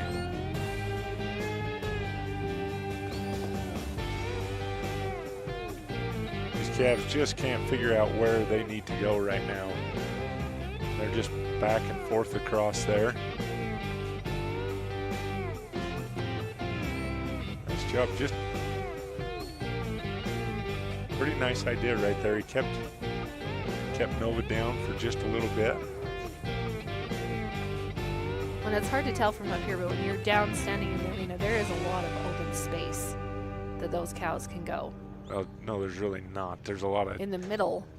Just right here where Yeah. they're standing is the only open spot. That's what makes it tough to move them out of there, is because you're asking them to go into a whole bunch of stuff that they don't know where to go through.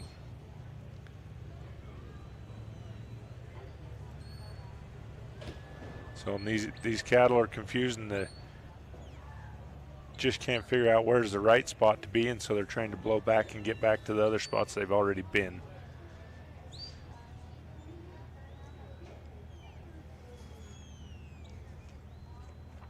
So yeah, we will have trials going on all week, and then Saturday will be the finals. We'll have some of the sheep finals on Friday as well, so if you're around Afton.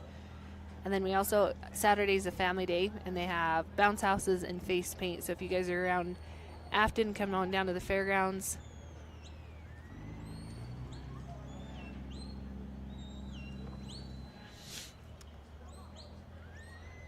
So these two are gonna get down here with with that one by itself. Maybe make it a little better to pick them up as a group.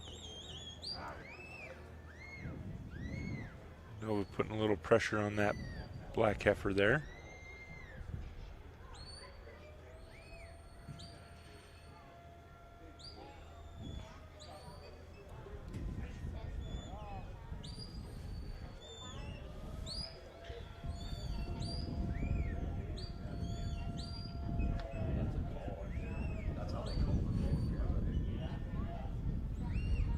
Just having a rough time.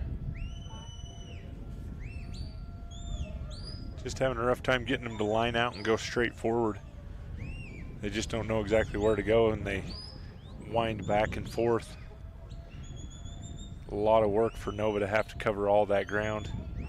Gilbert's getting over to this other side, maybe trying to help over here as well. See if that makes a little bit of difference.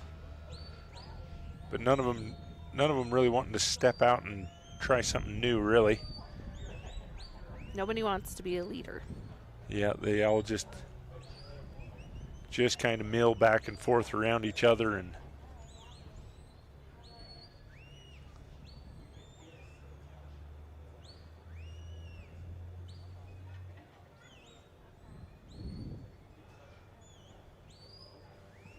there we go. Now if you can get them, it's a difficult spot for them to be right tight against those panels. You can't really put enough pressure on the back side of the panel, and sometimes you might end up putting too much pressure on them on the inside of the panel.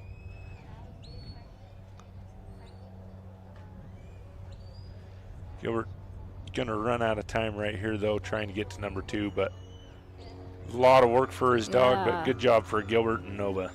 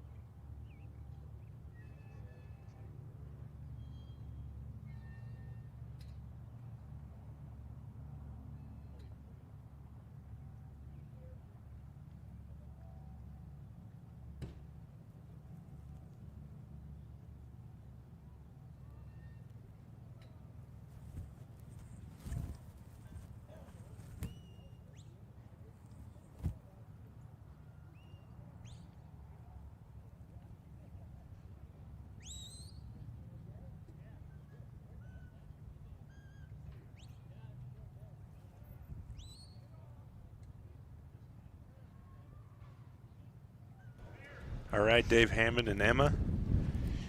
Shingle Springs, California. Oh, here comes the wind. He's through his fetch, headed towards number 2.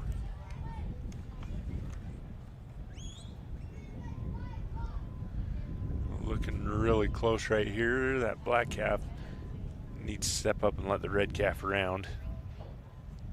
So Dave has 3 dogs that he'll be running this week. Ooh. Just far enough that it didn't walk through that opening that we didn't want it to come back in. And there he goes. He's got him into number 2. He's heading on a nice line. Just watch to the inside, though. Oh, great job. He probably needs to send him all the way around on the way right here. Now keep him going, keep him going, keep him going. Send him all the way around. Nice job. He's through 3, off to 4. And really smoking it up right now, 1:40.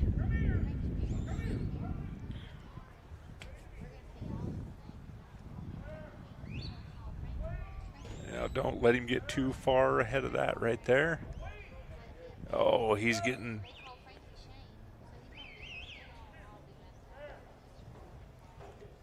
Gosh darn. I was going to say. Getting too far on that come by flank and getting ahead and stopping those back two and pushing the front around. But he should, I'm assuming he's going to take these back, daylight them across that line. You see that pink ribbon on the black tarp back there. And that'll be in line with probably the corner of those 2 panels. Now he's going to pick them back up. Oh, needs to keep him on this left-hand side. There. And that should give him his number 4 points. He's sitting at a 240. Yep, so moving right along. If he can keep, this is where they start holding up. There's a lot of confusion, a lot of this black calf holding up right here. He needs to send Emma back to pick this calf up. But also keep the other 2 from wandering.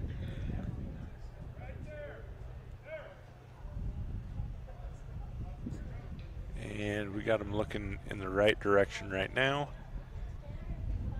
That's, you've watched these cattle, they've kind of moved along pretty well this whole time, and then they get around number 4 and start holding up just a little bit. So trying to keep enough pressure on and moving forward.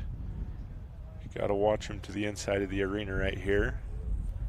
Like to see that red calf head down, shouldered up, walking along. Oh, good recovery right there now. There we go. Behind and pinned. See, caught that bally-faced calf right there just a little too much. He better get back around. I don't know if he's all the way in for the pen yet. It's really close. I'm not sure where to. But I would imagine he's pinned right now. There we go.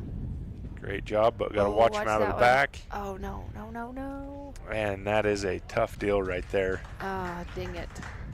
And again, by the time we've brought him up that side, we're sitting at just over 4 minutes. And yeah, really tough deal to try and gather these cattle back up and put them back in right now. So yeah, it seems like about 2 minutes is what from 4 to 5 is kind of eating up. Yeah, it's taking about 2 minutes to get around there and get them into that pen and giving you the opportunity to even start sorting. Yeah. But one thing, you got to keep those cattle's head facing forward coming into that sort. Got to keep them in a forward motion. So as of right now, though, he does have the load points. So yes. Now he just needs number 6. Yep, so he just needs to get his number 6 points. That'll stop his time and get him full points, but he's got about 5 seconds to do it, and it's probably not going to happen right here. So a little tough luck again on that sort. So but great job, Dave Hammond and Emma. 225 points is what he'll end up with, the time of 5 minutes. Should have. Yep, should have a 225.5. This is all unofficially. Yes.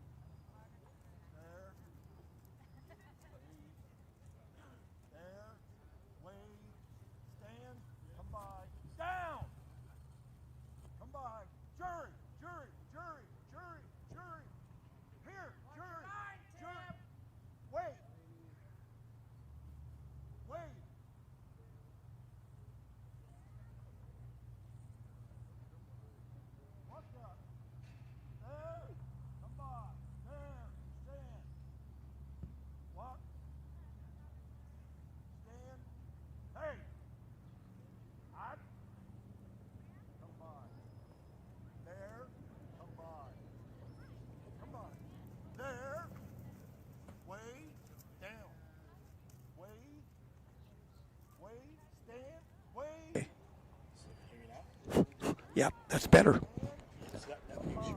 Okay. You're so good. Had to call the boss. Okay, Tim Jessen and Jury. Into his run. He ran another dog a little while ago. He's got 2 minutes in obstacle number 3. You've got to go out the right side.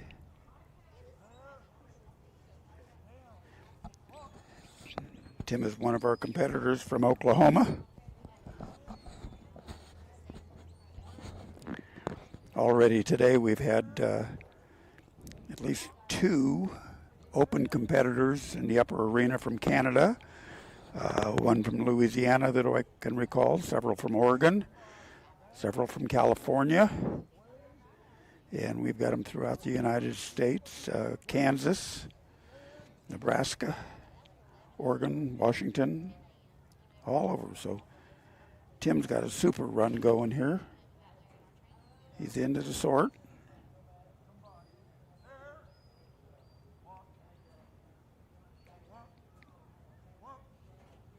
And time. He looks like he's right at 3 minutes.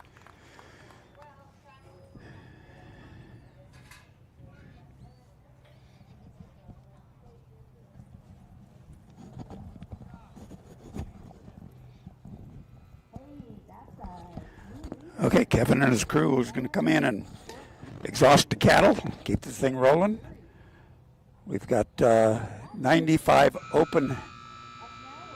91 open dogs in the upper arena to run today. We've got 65 intermediate dogs to run in this cattle arena that we're watching now. That is what we are watching, and what I'm doing the commentary on is the intermediate class, first round of the intermediate. We've also got a sheep arena going at the same time. Tomorrow we will have those 3 arenas going, along with the field going.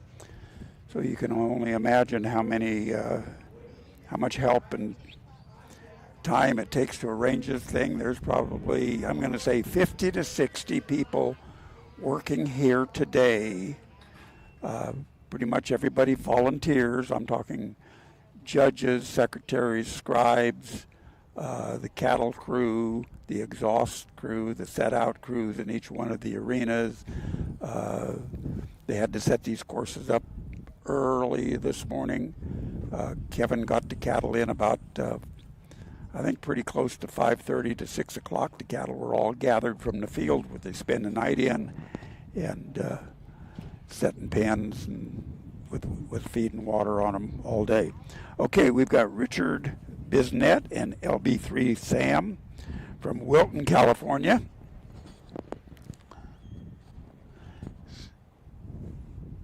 Reb, as we call him, Richard Earl Bisnet, the leader of his family. Stacy, his wife, has also competed. She competed a little bit earlier in the intermediate class. Their daughter Melody is competing in the novice class this week, and then next week she gets moved up to the intermediate for her accomplishments this year. So we've got individuals just getting into it. We've got families that have been into it.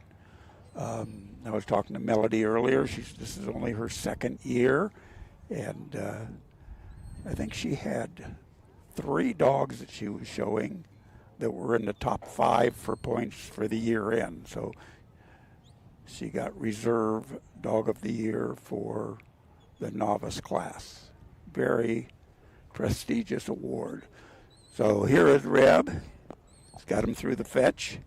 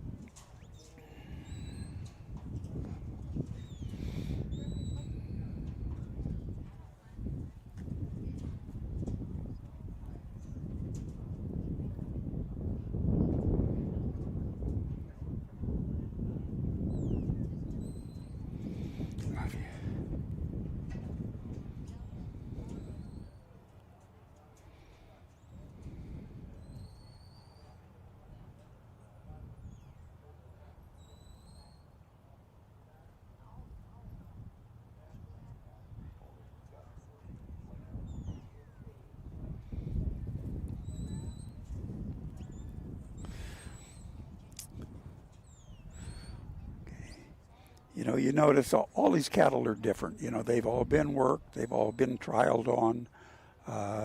They're all good when they get set out. A lot of times if the dog gets in there a little bit too tight and starts chewing on them, they get a little upset and don't want to play the game. But, for all in all, for over 300 head of cattle, this is the best bunch of cattle you'll find. So it's all about low stress. There's some cattle that will move at a trot. Those are the ones, if you can control them, stay ahead of them, you're going to win on. Other ones are walkers, and they might stay together, be easier to control, but they're slower. They're just ones that are good cattle, but not fast enough to win on sometimes. So, it's a little bit of both. A little bit of luck of the draw, but a lot about how the dog works, the dogmanship. This is, we keep these dogs at home or on the ranch, and we move them around a little bit, and they get to work. But I would say most of these have not been much out of the kennel for probably 3, 4, 5 days. And then all of a sudden we take them out, put them on a leash, dump them in this arena at this big event, and ask them to do their best. And by golly, most of them do. So they're all fun watching. We can learn from every one of them.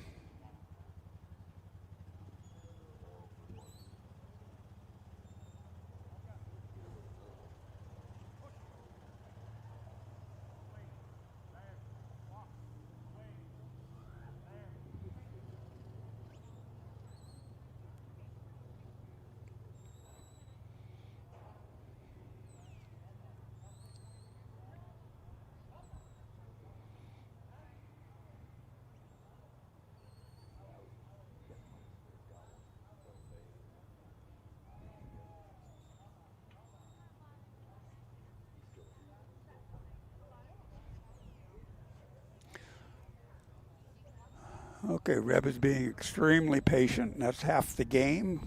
Of course, this is a timed event, so you can't go any faster than the cattle will allow you to go, and he's being patient. He cannot, at this point, go up to the handler, go past the handler's line, which is about where he's standing from. There's light posts on either side of the arena, and there went his timer, so he's done. But there's basically a line across that arena from light post to light post, and that's just about where he was standing. And until he completes obstacle number 3, he can't go across that. So you're just relying on the dog and the cattle, and again, you don't want to blow them up. So. Okay, a shout out to our sponsor, of course, Nutrena. We've got our Nutrena True Arena and our Nutrena Loyal Life Arena and our Nutrena True Main Arena here. So they're big sponsors, allow us to put this on, and I'm very thankful for their support. So thank you very much, Nutrena. And hopefully later on this week, Chuck or one of the other Nutrena rep.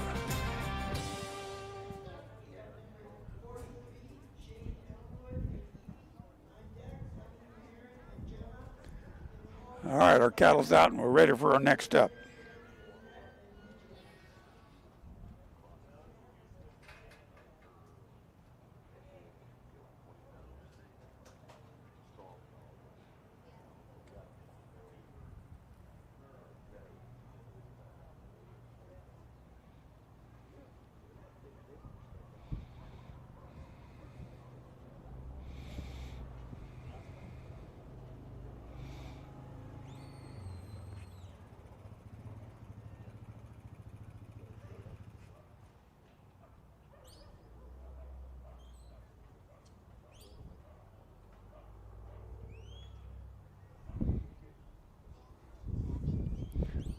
Okay, This is my friend Herbie Chandler and Nan from Texas. So if you guys want a hero, consider Herbie. I think he told me he's 86. He might be 85. You know, sometimes when you get that old, you forget how old you are. But 85 or 86, and he's out here sharp as a tack, working his dog. So if you think you're too old or too young, you're mistaken.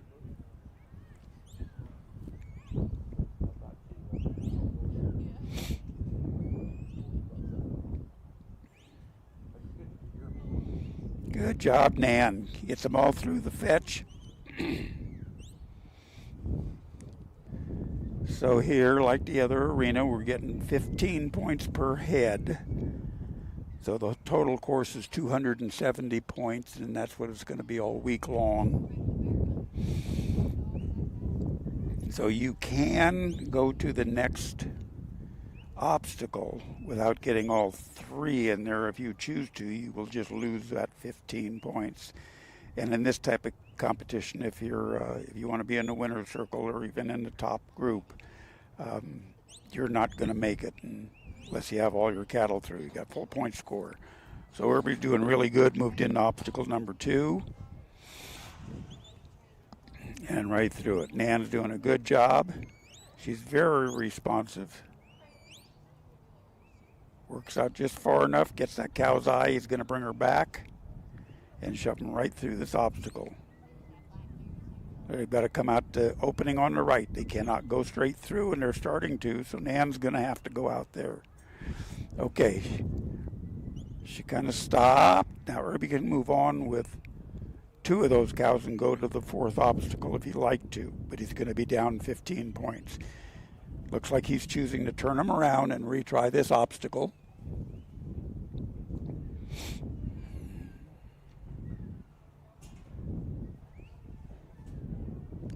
This is kind of a game of inches,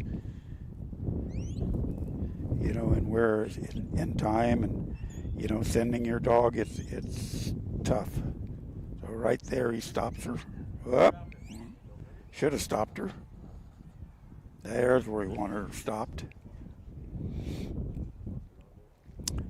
Now, one of the biggest mistakes that we make in working these dogs is overflanking. And what that is, the flank is when we send our dog to the right or the left, away to me or come by. And if we get them past the point where they just turn the cow's head in the direction that we want them to go, we consider that an overflank. So if the cows are walking towards the opening of the obstacle and they start moving off to one side or the other, and we send the dog over to stop them and correct that line to get them back where they're going to go through the obstacle. If the dog doesn't stop in time, if we don't stop the dog, or if the dog doesn't take the down when we ask for it and turns that cow's head in the opposite direction or sometimes completely around, that's called an overflank. And you'll see that continually through the runs. It's just our biggest nemesis that creates us the most problems. So let's go back and watch Herbie.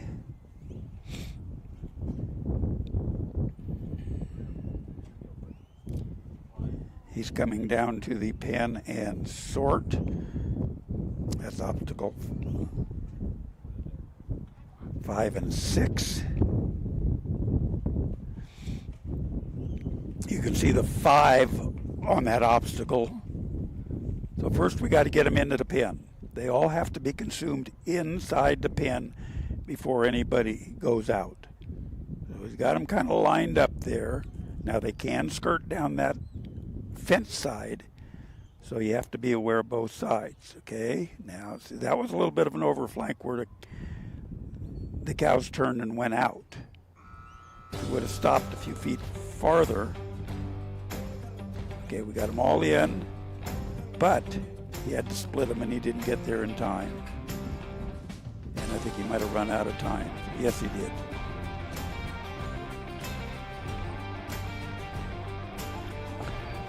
Okay, a shout out to one of our good sponsors, Leonard Morrow Construction. He is from New Mexico, and he is with us here this week competing. So we thank you, Leonard, for your sponsorship.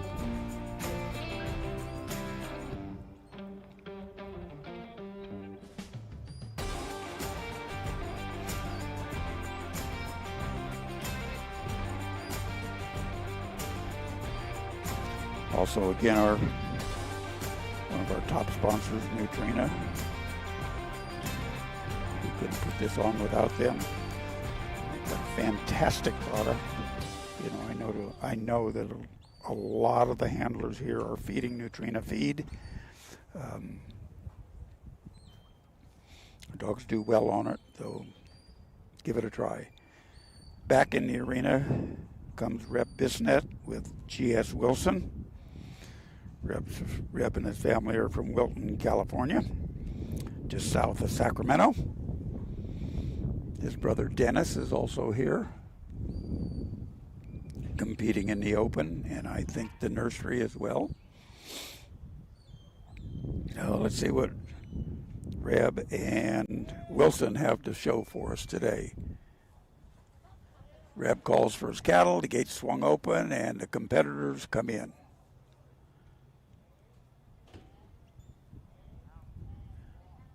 Sends Wilson on an away. Away is counterclockwise. Come by is clockwise. So right now, if you look at the arena and you see the cattle in the center, Reb is at 6 o'clock on the clock. Wilson is at 12. That is the natural genetic tendency of these dogs, especially the border collies. They are just bred to do this. They are bred to stay at around 12 o'clock to us and bring cattle to us and control them. They are control freaks.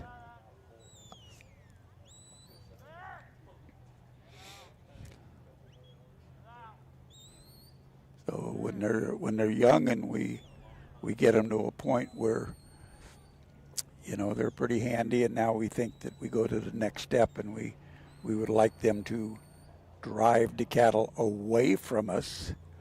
That's a little different. They don't think that's the right thing to do. They genetically, they just think that's wrong. That's wrong. That's not right. I shouldn't be doing that.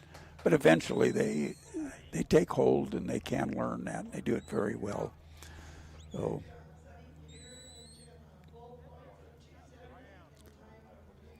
Reb and Wilson are trying to get these lined up, but that red cow kind of looks like a leader and it might not want to play as much as the others. Wilson's doing a good job of, again, like we talked about, controlling these.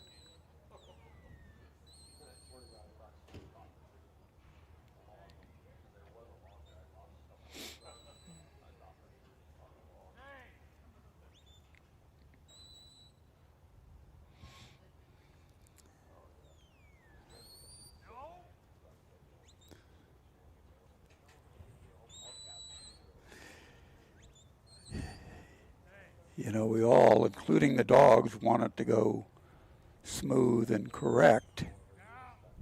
And when it doesn't, we have a tendency to get frustrated. And just a minute ago, I think we saw Wilson get a little frustrated that things weren't going the way he thought they should. And he got in there a little tight. But a little bit of patience by Reb, and got them done. So they're done with obstacle number 2. Now they're moving on obstacle number 3. Where are we?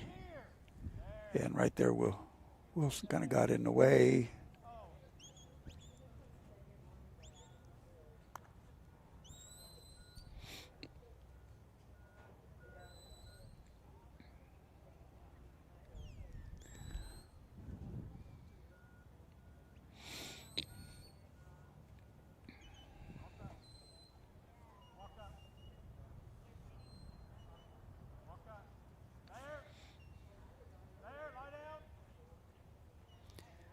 Okay, he's got him now. You can send the dog and just kind of wrap him around a little bit too far. You see it turn the cow's head, and they went back out the other way. If he would have stopped, if the dog could have stopped a few feet sooner, they wouldn't have turned around. Okay, got him now. Now we got to block him from going out straight. And there you go. Now he's going to push him back to the fence line. They got to come around that obstacle number 4. That's been a pretty easy obstacle so far. Some of the sets have got kind of stalled up there. That one did not. Going to make up some time. They're coming down to the sort pen at a nice steady trot. They kind of go by it on the left side. Go back. Wrap them around. See, they can miss this obstacle on either side. The left side, they can come down on along the black tarp. They're headed there again. Seems like once they do it, they almost train themselves where they want to do it again. Okay, so that was a good stop. He did not overflank. He did not change the direction of the cow's head in the wrong direction. And he's got his sort done, so there we go. 4 minutes and 53 or so seconds out of a 5-minute course. Nice run for Rep Bisnet and Wilson.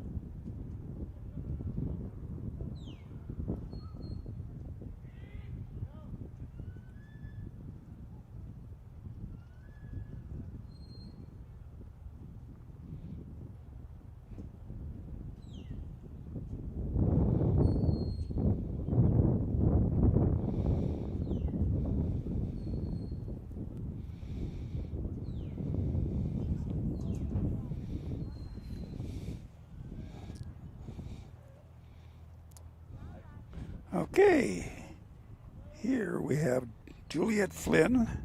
This is run number 25 and her dog Peaches from Townsend, Montana.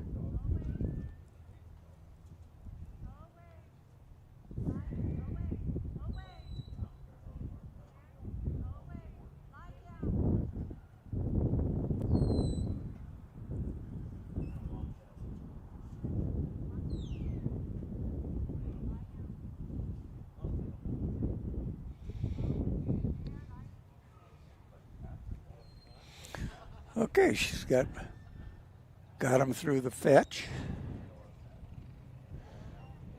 So the judges and the timers will, the first cow through the fetch, which is what she just went through, the timers take a time on that first cow through. That is our fetch time.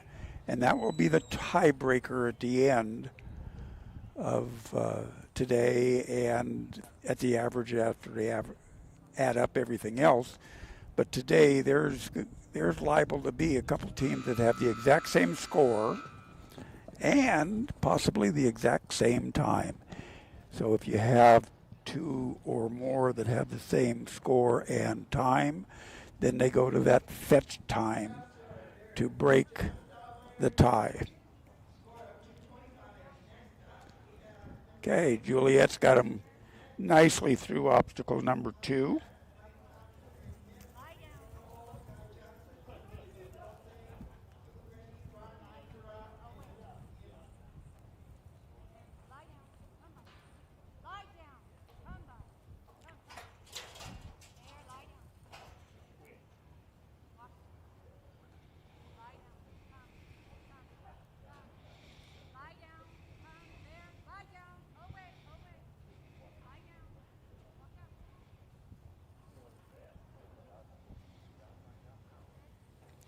Through obstacle number 3. Now you can see Juliet, she can move up to those fetch panels after she finishes obstacle number 3.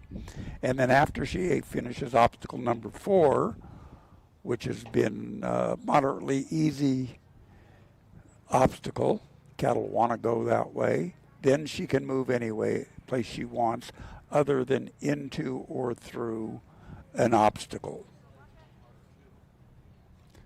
Okay, so she's through number 4. She's coming down to the pen and sort.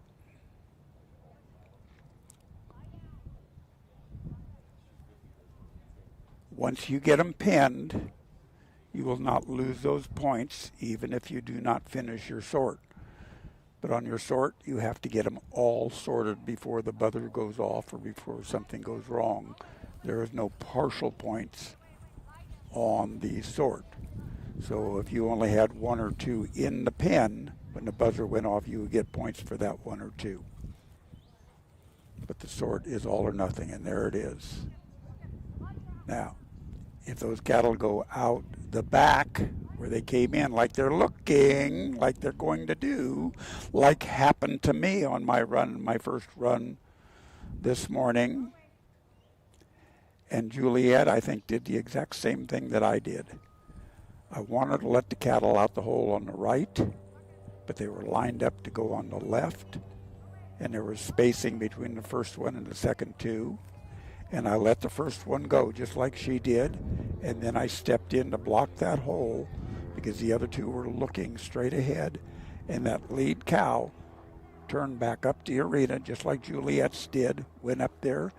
The other one's in the pen, turned around, followed, and went right out the back. And when they want to go, one dog is not going to hold them in there.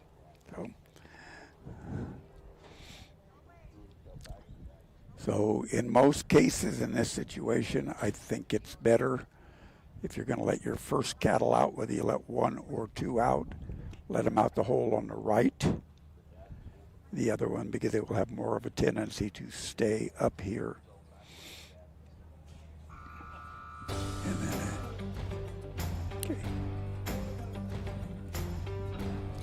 All right, well, there goes your time. So Juliet will have a score of 225, I believe, and a time of 5 minutes. She got all the obstacles done, but did not complete her sort. But she'll be back on Wednesday to do the second run in the intermediate class. Okay. Kevin and one of his helpers are out there gathering up cattle, push them back into the pens where they've got feed and water, and they'll get a little rest before their next run. So they've got a pretty darn nice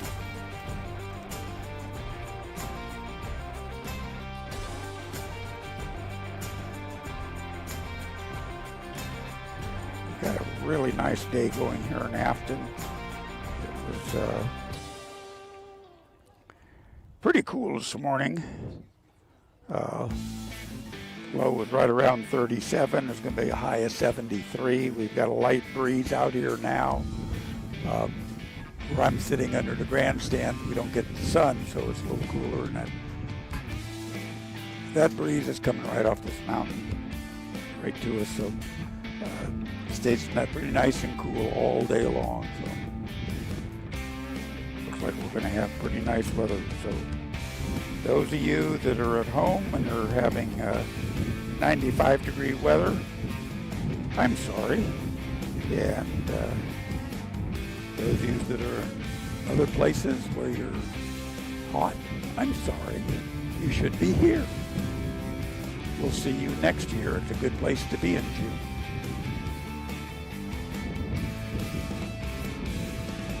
Okay, now we've got Randy Pennybaker and G.S. Hope from Reedley, California. Randy and his wife Kelly have put on several trials at their house and the rodeo grounds in Squaw Valley. We appreciate them.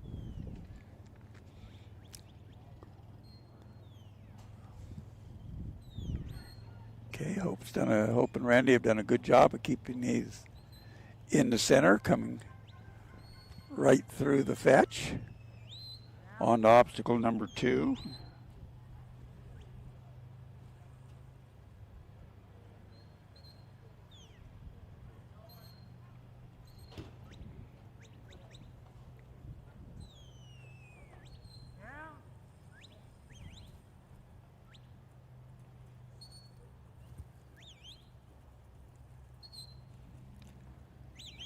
Gets through there easily. Now you can see this is a nice set of cattle. You know, they're sticking together. They're kind of shoulder to shoulder. As long as Hope doesn't get in there too tight and start turning heads and biting and making somebody mad. She gets out there nice and wide. Good. Randy gets them back. Now, oh, that was a good move. That black one kind of turned his head and wanted to go straight, but Hope was able to get over there and keep him with the other one. So it's a real combination between stockmanship, that's knowing your cattle, knowing your stock, dogmanship, knowing your dog, having your dog listen, having you tell your dog to do the right thing at the right time, not being too early, not being too late, not overflanking, not underflanking. Watch your cattle, watch the head of your cattle. Where the head goes, the body's going. So I think of all the things I've done in my life, I have to admit this is definitely the hardest thing. Everything else I've done, all my equestrian events that I've participated in, I've always had control. I've had my horse in my hands and between my legs. Unless something went terribly wrong, I was in control. Here, once you cut that dog loose, the only control you have is the training that you put in on him. How much that dog trusts you. How sharp is your timing? What are you looking at? Are you watching your dog or are you watching your cattle? Watch your cattle. You'll know where your dog is by where the cattle are going and where their heads are turned.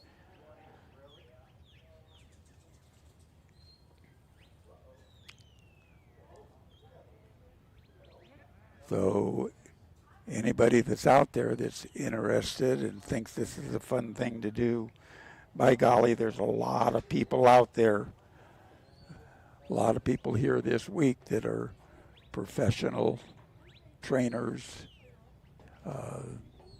can help you both with purchasing a dog, getting you the right dog. The dog that would be right for you may not be right for me. I don't know, you know. We've got to fit. It's just like a horse. You know, you may be able to take that horse and make it jump up and down and slide around and spin and bow and do everything you want it to do. And I get on it, and it looks like a donkey. So we've got to have the dog match the handler. And once that happens, you're going to really find a lot of fun. It's a kick in the back end, and you're never going to meet a greater group of people. I mean, I don't know how many hundreds of people we have out here this week. Somebody told me there's 1,000+ dogs. Now, I can't hardly believe that. I can't even picture what 1,000 dogs look like. But they've done the math. They know. And there's a lot of guys that haul, you know, 12, 15 dogs. Now, they might not be showing all those dogs, but if they are trainers and they've got dogs in training, they like to get dogs on the road with them to get them used to their travel, the being tied out, being around other people, being in different locations. So it's part of the training process. So yeah, maybe very possibly there could be 1,000 dogs there. And boy, that's a whole lot of dog poop.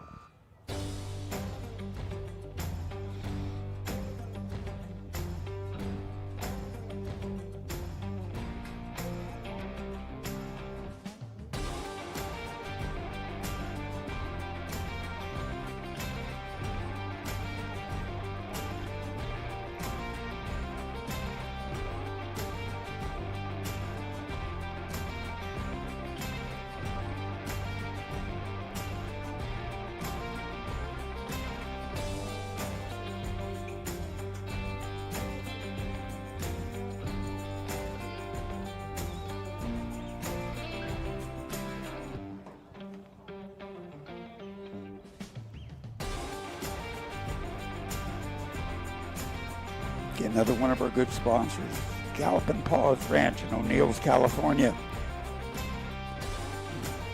O'Neill's kind of in the central part of the state. Appreciate that.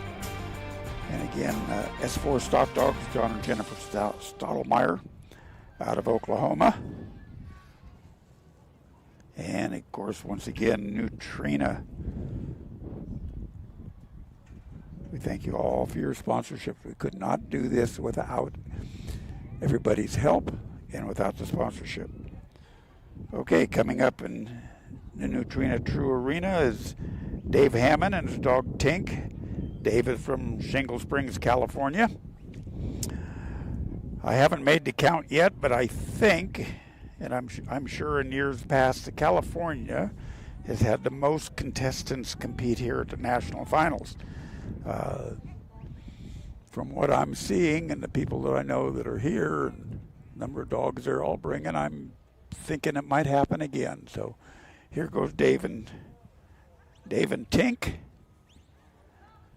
Do his outrun.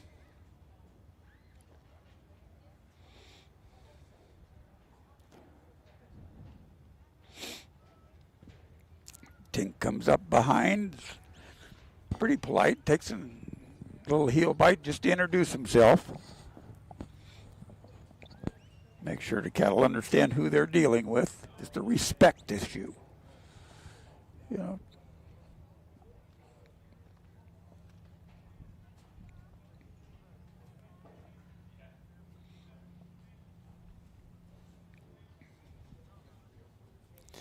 So he's got them all bunched together.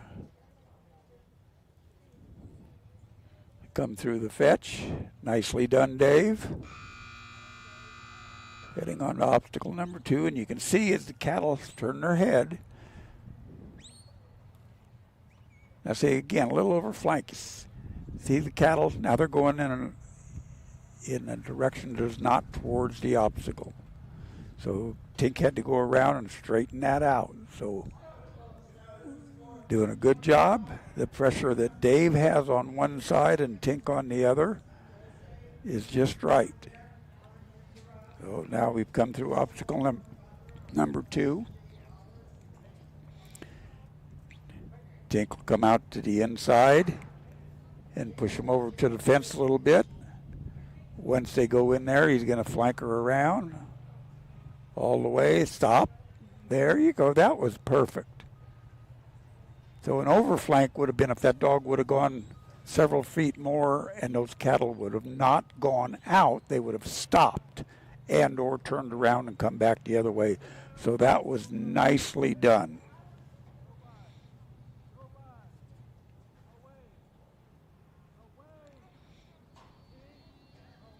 Okay, so every time we overflank, we stop the cattle, stop their flow, or we push them into a direction we don't want them to go, and then we have to go back and straighten it out. And if we've stopped them, we have to restart them. And since this is a timed event, it just takes time. You know, when you're on the ranch, if that happens, it's no big deal. You're still going to get the job done. You're still going to get dinner when you get there. It's no big deal. But here, sometimes there's only a couple seconds between first and fifth. You know, I've been beat out of one place by a second, so that's all it takes. Okay, he's got them, getting them lined up. They kind of went around. Tink's got to come out and straighten them out. Now, we want their heads to face right into the obstacle. See, now they keep walking back and forth, overflanked.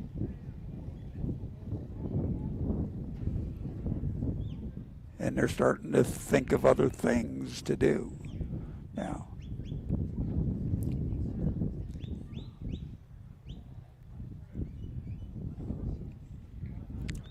All right, now we've got them lined up.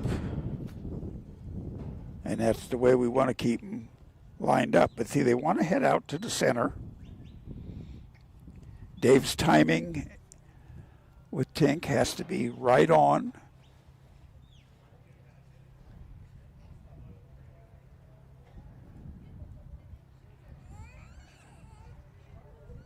Dave steps up to put a little bit of pressure on him. That's fine. It's a team sport.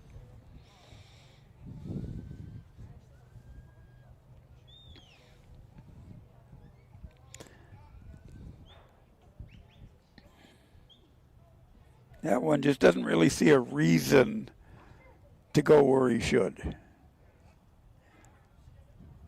And he knows his buddies are back there on the other side. That's where he came from.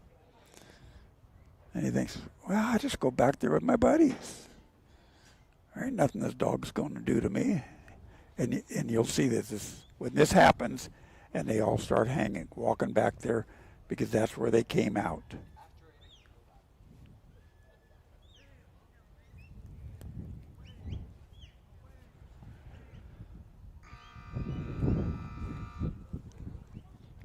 Okay.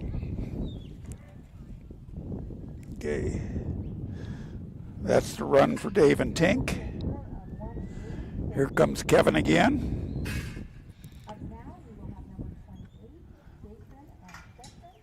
Kevin and his crew, all the group you see on horseback when they were out here at 5:15 this morning, gathering cattle out of the big field out and back, getting them all separated and put in the pens for the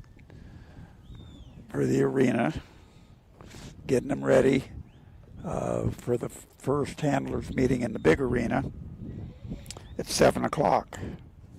So they had to get them in, get them on water, get them settled, get them separated into the smaller pens, and give them a chance to get acclimated to that situation before we started turning them out into the arena and playing with them. So, one of our sponsors here out of Oregon, Flying Fins Border Collies. We thank you for your sponsorship. Again, could not do that for all the help, without all the help of all the sponsors.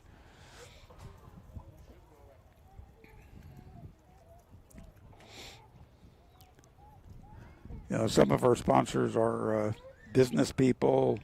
Some of them are local people here in Afton and this country that,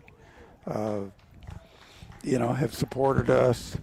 People like Nutrena, people like Flying Fins. A lot of them are just competitors that want to pitch in and help a little bit. So it's all appreciated.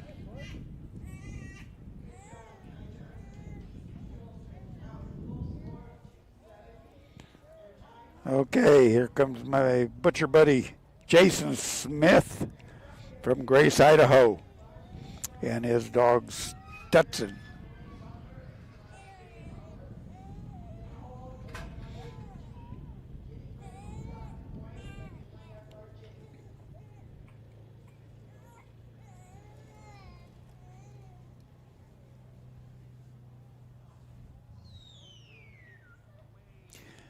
And there goes Stetson.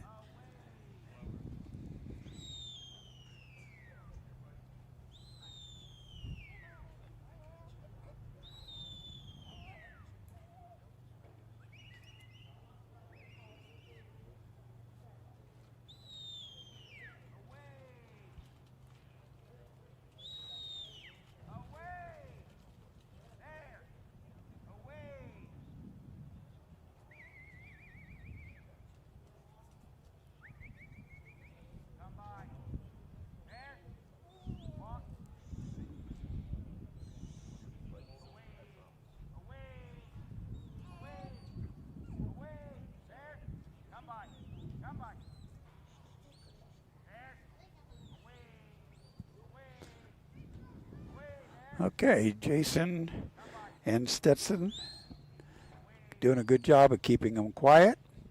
Got them lined out coming through the fetch. Obstacle number 1 is done. Try to keep the cattle together, try to keep them moving forward without stopping their flow. Try to keep them calm.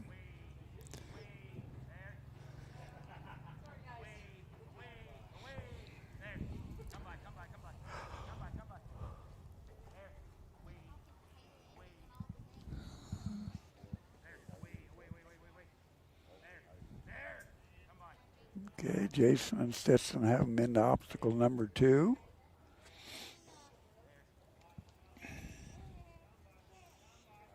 Push them right through, flank them over on the away side one more time.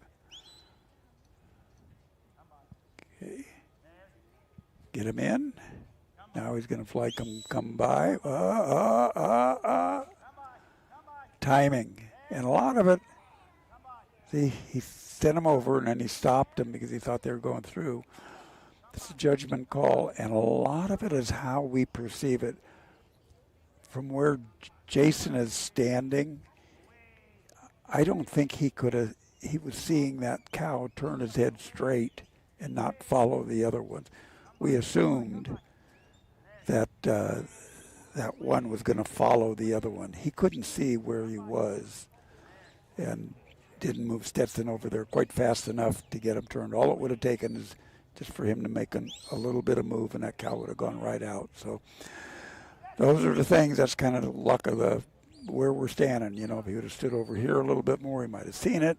Maybe, maybe not. So those are the things that we work on when we practice, to try to be aware of and watch other people, try to watch the open handlers and where they stand, how they watch, what you can see, what's necessary to see. That cow wants to go back out that hole again. So now, since they came in through one of those other entrances, they have to come in right there. So he has to clear the pen, which he just did. They all came across the line. He turns them around, and they've got to enter right there. Now that red one, you could see it happening. He was going to skirt over there. His head was turned just a hair. So as you watch this live feed, watch the head of the cattle. Okay, now here they go again. He's got to push that dog over on the other side. There he goes, right there.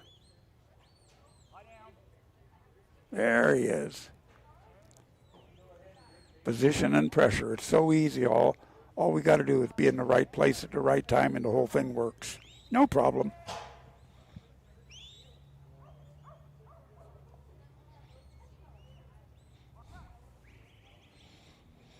Okay. Now he's through obstacle number 4.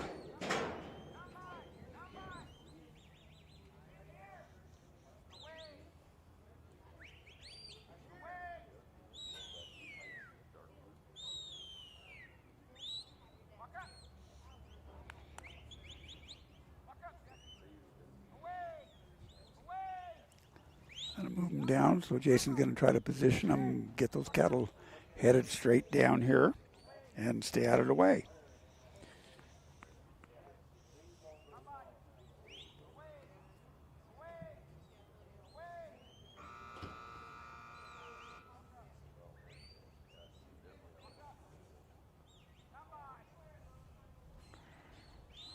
All right, that is a 180 for Jason and Stetson.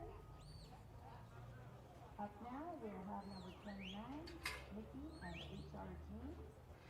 With number 30, Jordan and Nell on deck.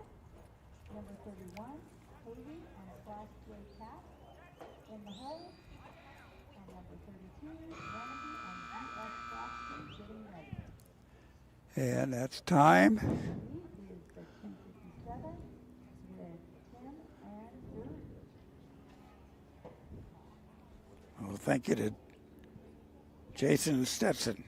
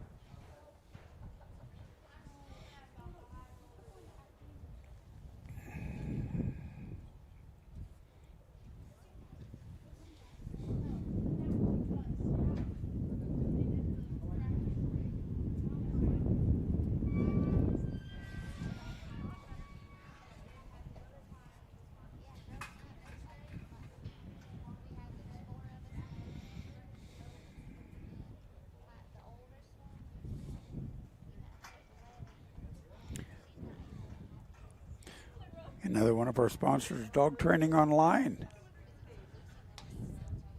You want to learn a little bit more about what goes on, there's something you can subscribe to. And this is Mickey Bynum and H.R. Jean from Bryan, Alabama.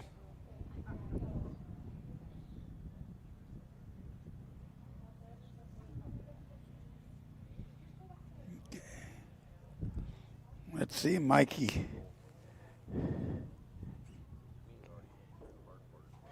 Let's see.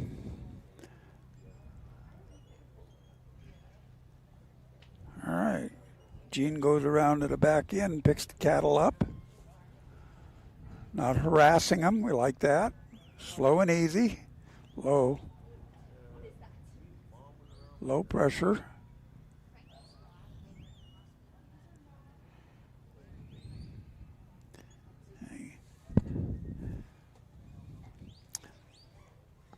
If you've watched these cattle, every set wants to come around and miss this obstacle on the, well, that's going to be our south side. Of course, you don't know which way is south or not, but it would be on the left side as you're looking at the monitor, the TV, your computer, or whatever. They just kind of want to drift over that way. So you have to have your dog ready to do that. And most of the cattle are pretty consistent when they do something. If you watch them come out when they're set out, they all kind of point in the same way, and it's usually because of pressure from something that's making their head turn. So pressure is not always something that you see right away that, oh, that guy got right in his face, you know. Mickey is quite a ways away from them, but he is pressure. He's trying to stand still.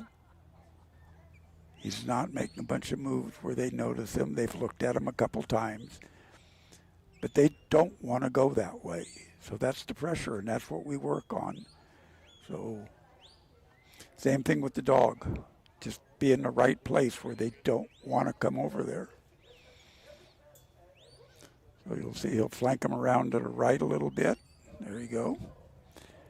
Get him down the fence. Just the way they're going. But he's got to stay. If he gets too far on the left side, the cows will turn out without going in that opening. And it is perfect positioning there. Gene stayed on that fence side, went all the way down, gave him just enough pressure that they didn't want to go straight. So remember, in this game, pressure is not always, it's not like we think about pressure just with people, you know, but it can be.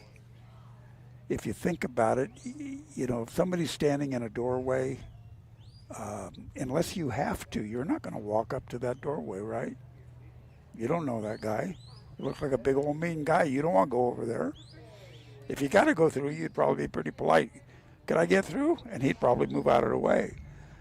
But that's kind of our pressure and release situation with the dog and the cattle.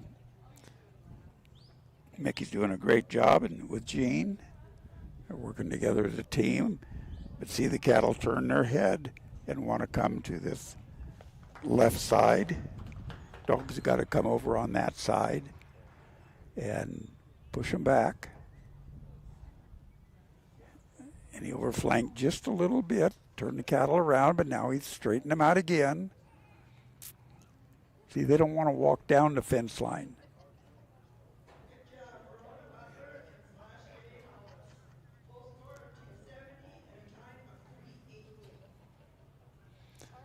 They probably can feel the pressure of the announcer's booth. The flashing lights on the clock on the announcer's booth, all that represents to the cattle there is something over there that we don't know what it is. And, you know, they're prey animals, so they don't want to go over there. They don't know what's going to eat them or not. So they'd rather just go somewhere else.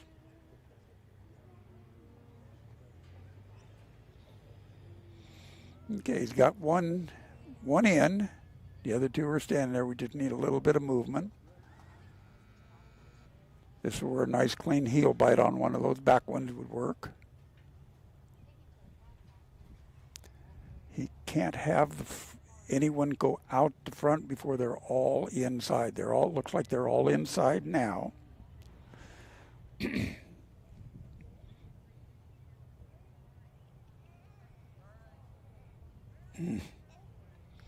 All right, so that cow went back up the fence,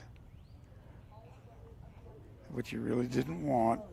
You see those cattle turn around and they looked at him, but timed out. So Kevin and crew will come back in again.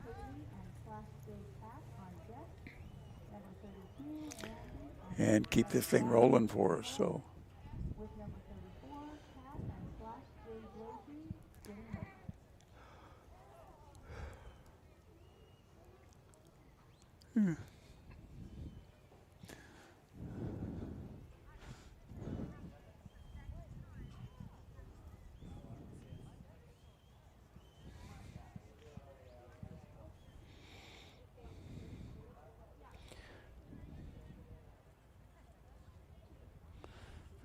Okay, for those of you who are interested, tomorrow,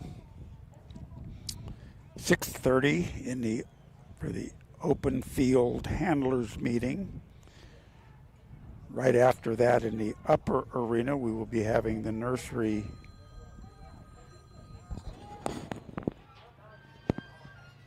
Hello. Well, I was just commentating on your run. I was commentating on your run. Yeah, you did pretty good.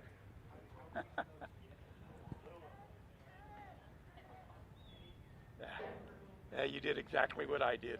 That's where I finished. So, well, I got money for Jen and a saddle. Are you leaving right now? I'll tell you what. Kathy took my truck. Go over to our campground, and if my maroon truck is there, oh, okay, then she's probably still shopping somewhere. All right, I'll tell you what, give me a minute. Let me see if she's back, and maybe she drove it over here. Yeah, see, call her. She's got the money with her at the truck. The saddle's in the trailer, in the back. So, okay, if not, we'll get it when you come back on Wednesday. Okay, see ya. Talk to you, bye.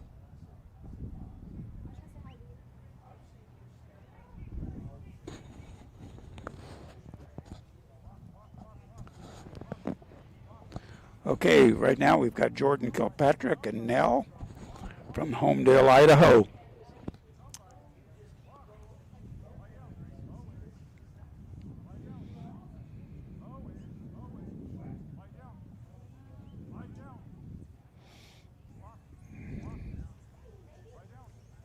See how these cattle, they kind of drift off to, we're looking at our left side, and Nella's done a good job of keeping them lined out straight.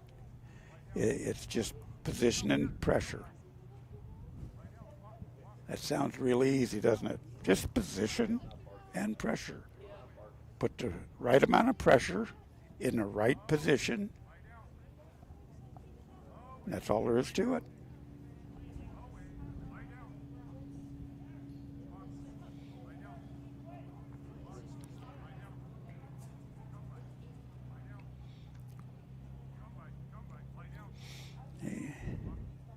Nella's working right on the bubble of these cattle. Just staying close enough to keep them moving. They know that the dog is there, not too close that they start scattering and getting excited and not trust the dog, and not too far away where they just stop and look around. So this is very good dogmanship. Keeping them together, keeping them going straight. Move them over just a little bit. Now I'd take another flank right there. Yeah, that one's going to miss it. I think he caught him in time. If that one goes out, yep. I'm not the judge, but it looked good to me. So let's see if yep, they're going to go on. That cow did not go all the way out. Nell was able to stop her. Brought her back in. So they're on to obstacle number 4 now.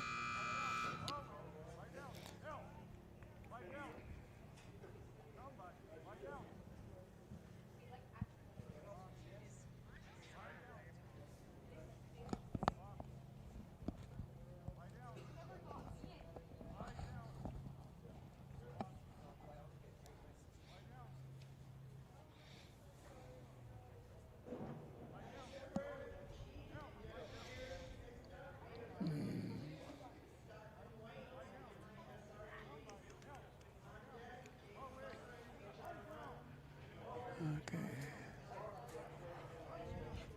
Like I said before, we've got 91 runs in the open class in the upper arena of cattle. We've got 65 cattle runs in the lower arena. So right there's 157, if my math is right, or 56 runs today on cattle. I think they have 2 classes of sheep. I don't know if it's the nursery and the novice or the intermediate. I don't know what classes are in the sheep, but I think there's 2 that run today.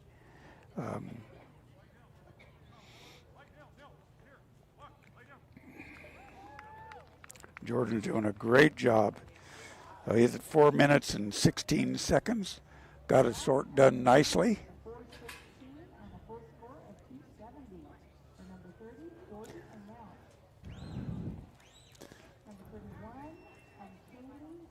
So this competition is what we would call a 3-run average or a 3-go average. So this is our first go or first run. We'll get a second run in a day or 2, depending on how the schedule is set up. Like in the intermediate class here that we're watching, the second round of the intermediate is on Wednesday. And then they will take the top. I don't know how many. I think we'll go to the final rounds, but they will sort all the scores. And if they say 20 or 25 go to the finals on Saturday, that's what they'll take. And I think in most cases, you're going to pretty much, with this type of competition and these numbers, you're going to, most everybody that gets to the finals is going to have 2 full scores. I think last year, like in the intermediate, there was maybe 3 or 4 competitors that made it in by just dropping maybe 1 cow on one of their runs. So.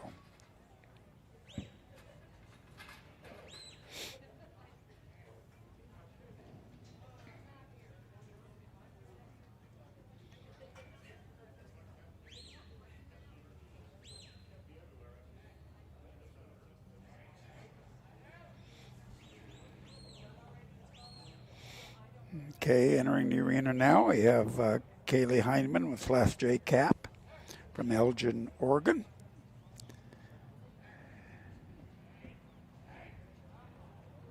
Kaylee has done real well this year.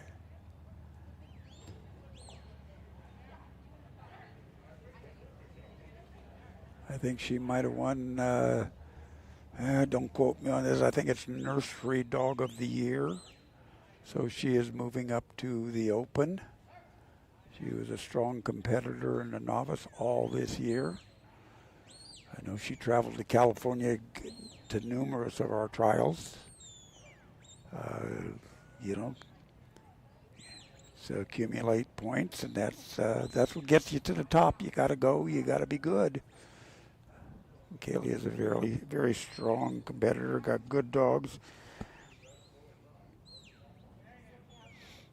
And she can read her stock very well, and her dogs are very much in tune to what she's doing.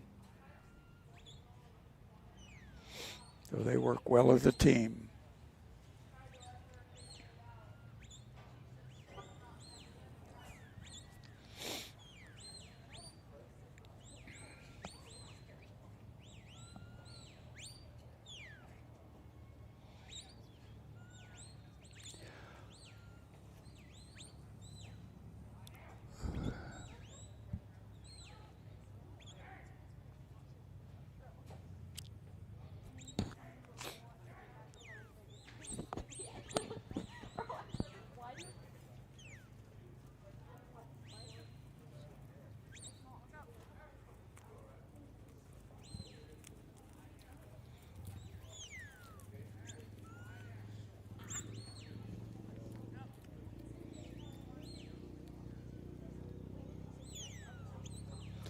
Okay. Cattle kind of got away from her a little bit and went behind that obstacle. And you can see now that we've got to get them regrouped.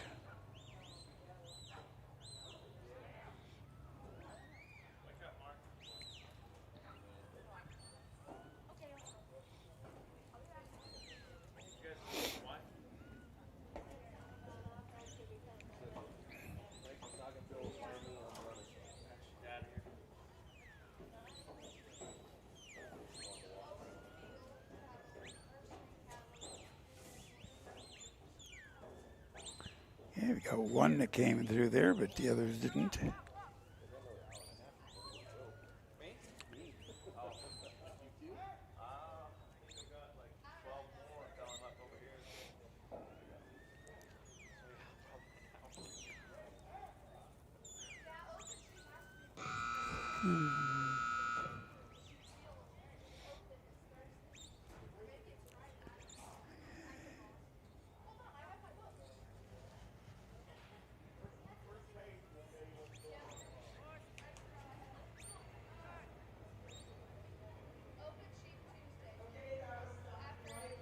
You know, Cap's doing a good job of, controlling this guy, but he just doesn't want to be controlled that well. He doesn't want to go back to the other ones. You can see he wants to go back to the set-out gate where he came from. All his buddies are there, and he sees no reason that he should be out here in the arena in front of all these people. And this dog just doesn't understand that.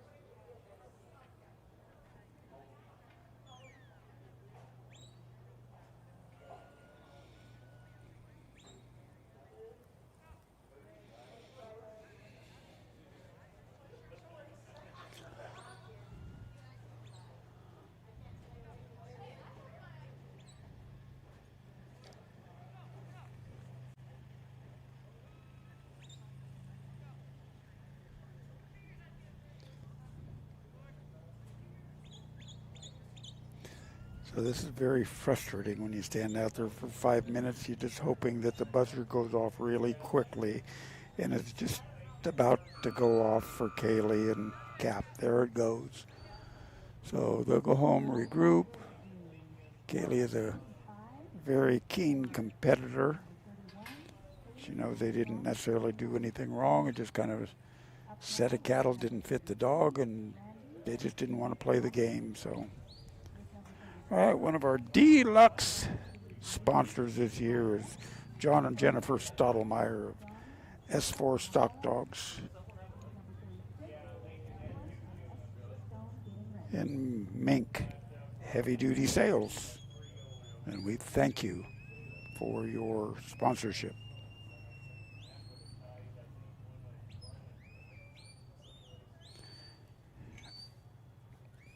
And of course, Nutrena has been with us, I think, since the beginning. And we appreciate their sponsorship. And hopefully this week I'll get a chance to sit down and talk with one or two of the representatives like I have in the past. They've always got good information. What dog food's all about. So it's a family. Nutrena, I didn't really realize this, but Nutrena is still a family-run company, as big as they are. So kudos to them. All right, coming up now is Randy Pennybaker and G.S. Frosty. We saw Randy here a little while ago with his other dog, Hope, and now he's got Frosty.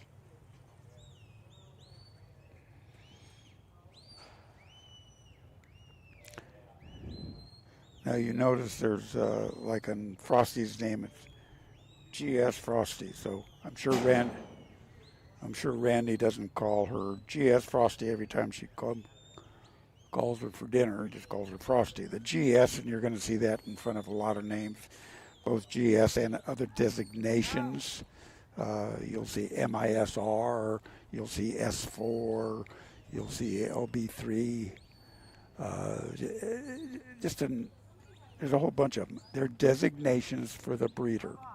So in this particular case, people who know the situation, know this dog. GS stands for Golden States. Golden State Stock Dogs is Brian Jacobs. So this is a dog that came from Brian. And it's just a way to, you designate this as the dog's registered name is G.S. Frosty. And their other dog was G.S. Hope.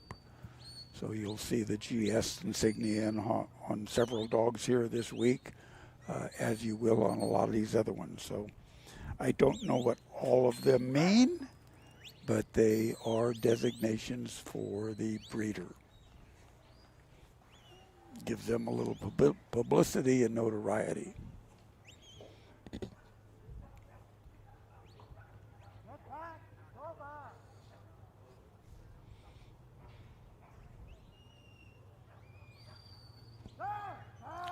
So Frosty and Randy are trying to get together. We got them kind of going in the wrong direction, and Frosty will get over there and hopefully turn them around and get them where they belong.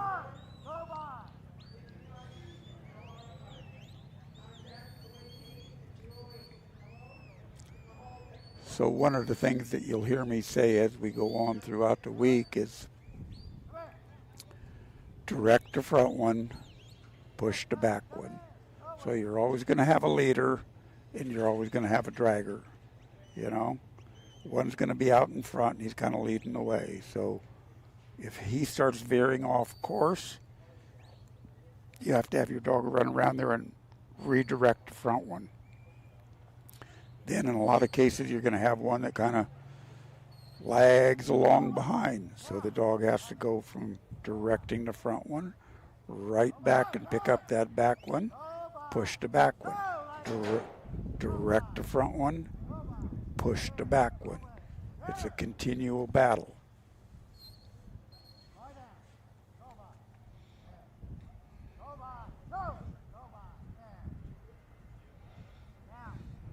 Okay, Randy's, I think, finally got him kind of lined out to obstacle number 3. Yep, there he goes. Hope's not taking direction real well. Jumped on the wrong side. Randy would rather have him on the other side. So I push him up against the fence or towards the fence and towards obstacle number 4.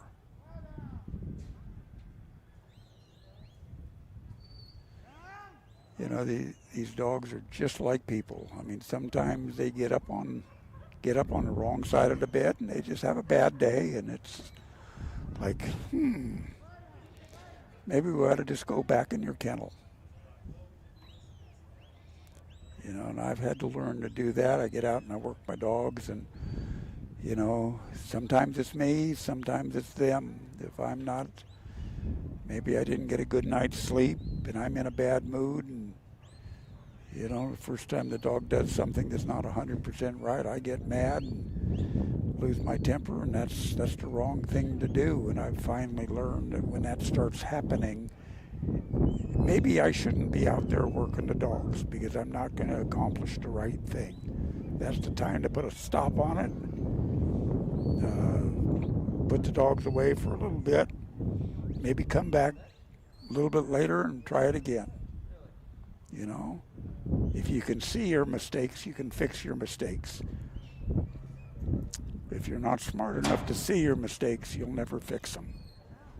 So Randy's got him into the sort pen, and he is going to get it done. About 4 minutes and 40 seconds. That's a really good sort.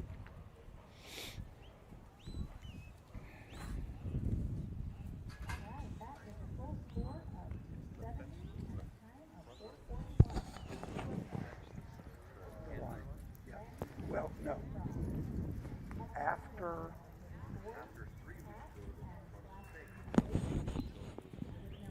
the handler's line is the poles.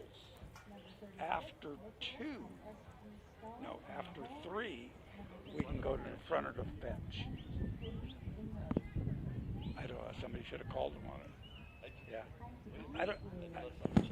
I don't know why he made that, because that helps you a little bit on this obstacle. Well, no, it doesn't. Yeah, I didn't see that. It's confusing. You either go or you don't go. Yeah.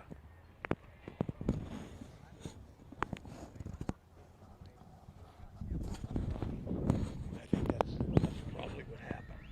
Is them up there, you know, they see a move. Yeah, it's time to move. They forget that it's after.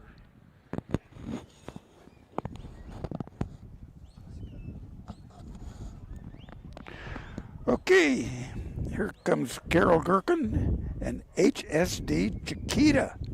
This must be Chiquita Banana. She's from Payette, Idaho.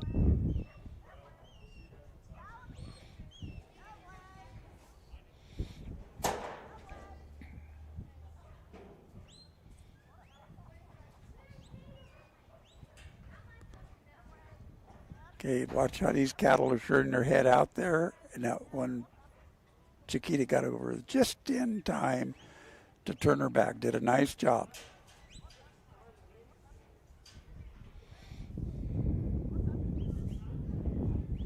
Okay, they're through the fetch.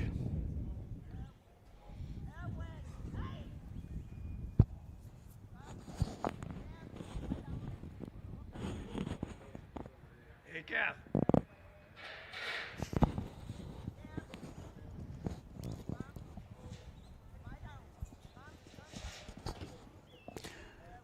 Okay, Carol is one of our judges in the upper arena.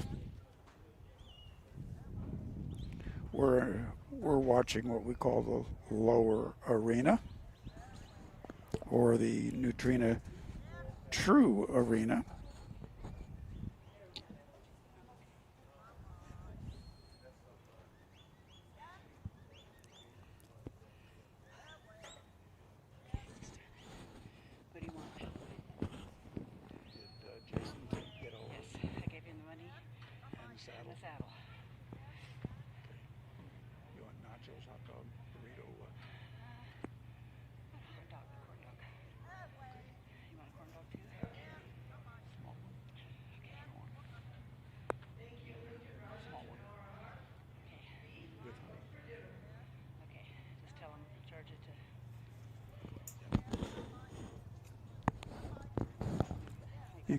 You keep it.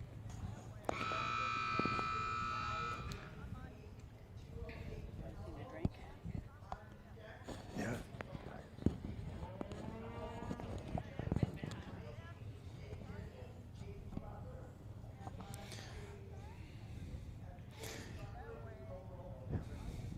You know, sometimes when you're down there on the arena floor trying to make this happen, you lose sense of why things are not happening.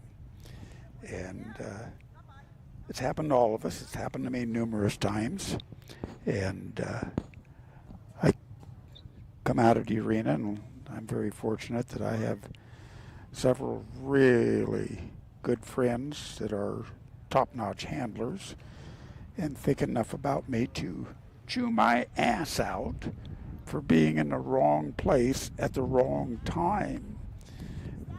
And I get that frequently, where after the run is over, he will say, you know, if you would have just backed up 2 feet, they would have gone right in. Or sometimes I actually hear them during the run. Back up. You're in the wrong place. Give them a place to go. You're standing right in front of them. There's several more comments that they've made in the past. Some of them I can't mention. But they're all helpful. So, you know, that's the one of the real nice things about the Mountain States Association is everybody in here cheers for everybody else.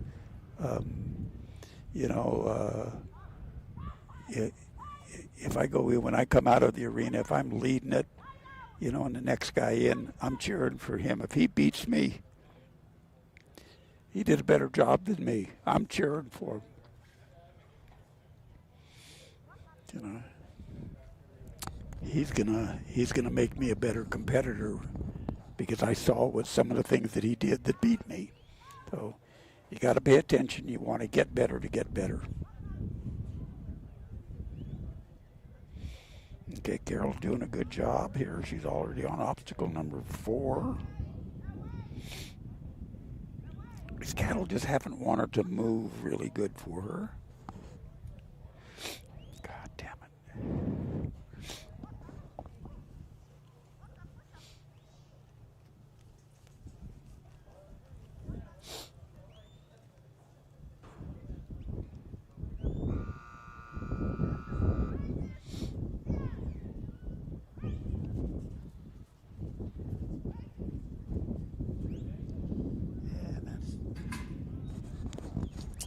And that is time for Carol and Chiquita from Payette, Idaho.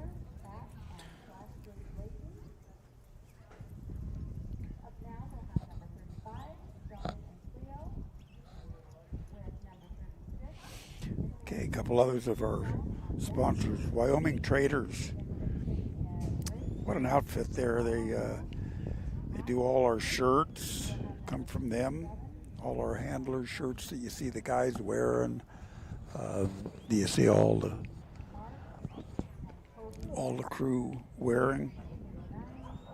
High Point Pet Food, or from Curtis Munden and family, and also Clyde and Doreen McCourt. We appreciate all that sponsorship and support. This event could not be put on without it all. As they say, it takes an army.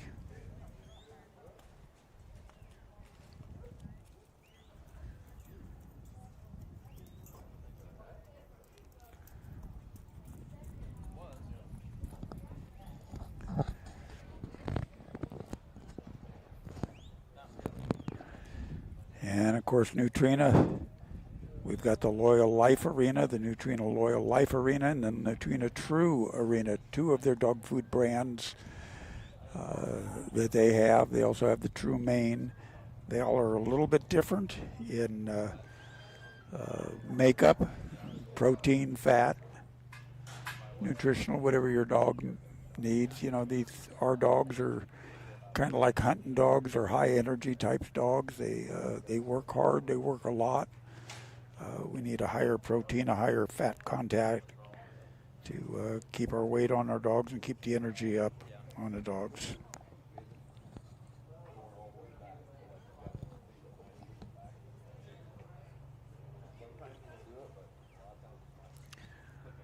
Okay. All right, I don't know who this is, but guys, this is not Kate Tufel.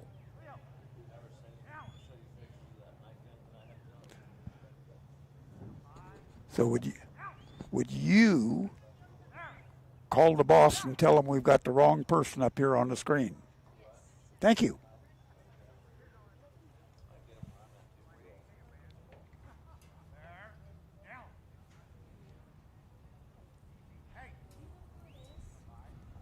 I can't tell from here.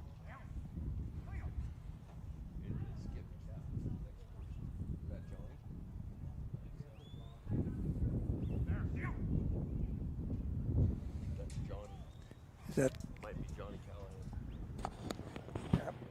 be Johnny Callahan? That might be Johnny Callahan. Might be Johnny Callahan. Johnny Callahan. Okay. Yes, now it's correct. Yeah, Johnny Callahan. Yep.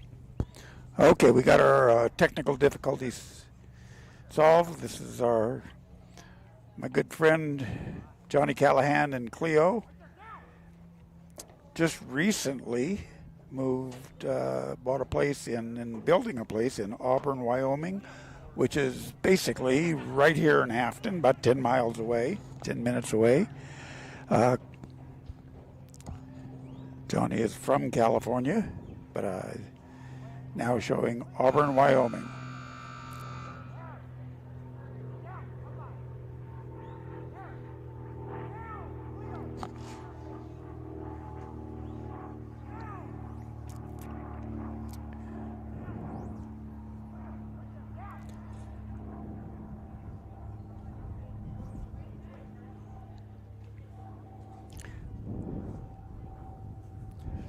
So Johnny and Cleo are now around obstacle number 4.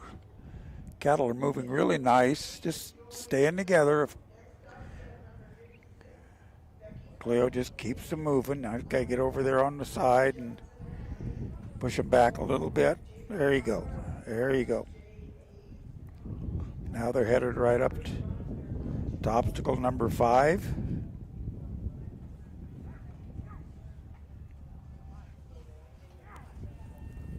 Got him. Nice move, Johnny. Whoops. Whoops. There you are. Okay, they're pinned. They've got to be pinned before we start our sort. Now, he can split them any way. One out one way, one out the other. It does not matter today. Next time it's going to be more technical. So he's got one out.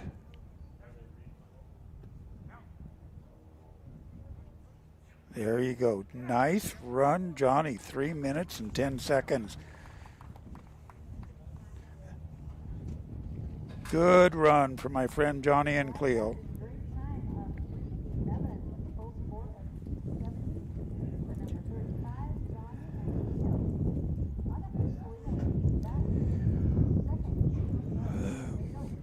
Now, if you folks ever want to come to a beautiful place, you come to Afton, Wyoming.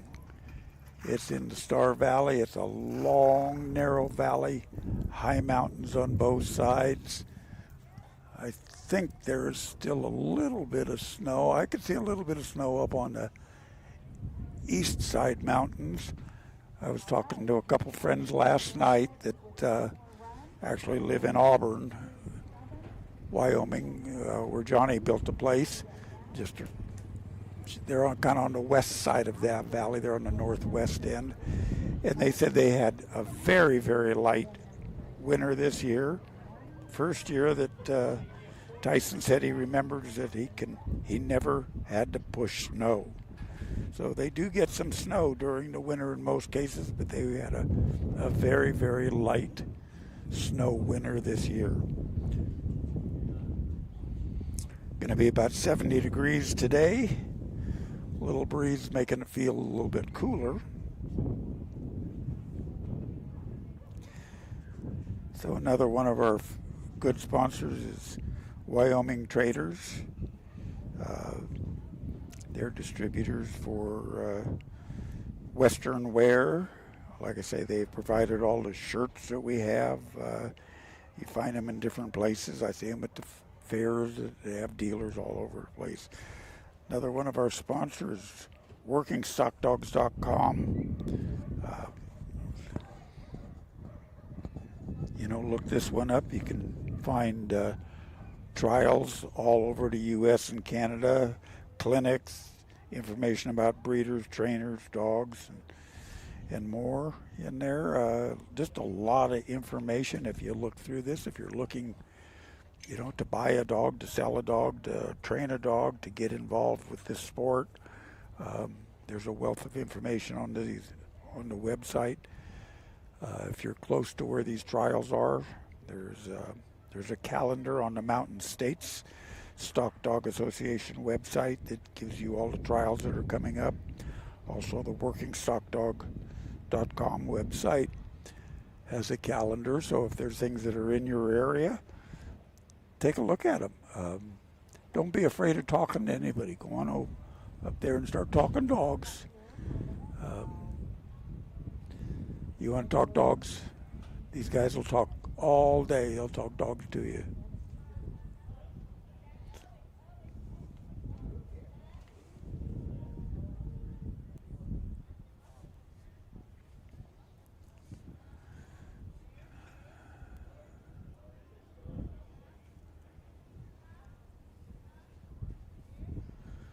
Okay, I don't know if we're taking a little break in our lower cattle arena, or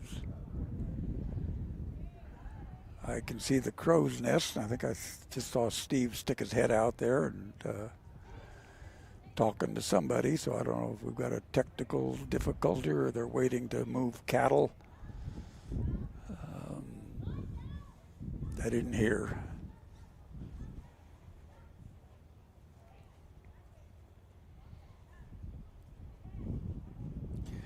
All right, well, while they're taking a break, I'm going to get these headsets off and I'll take a break. So I'll see you when we get started again.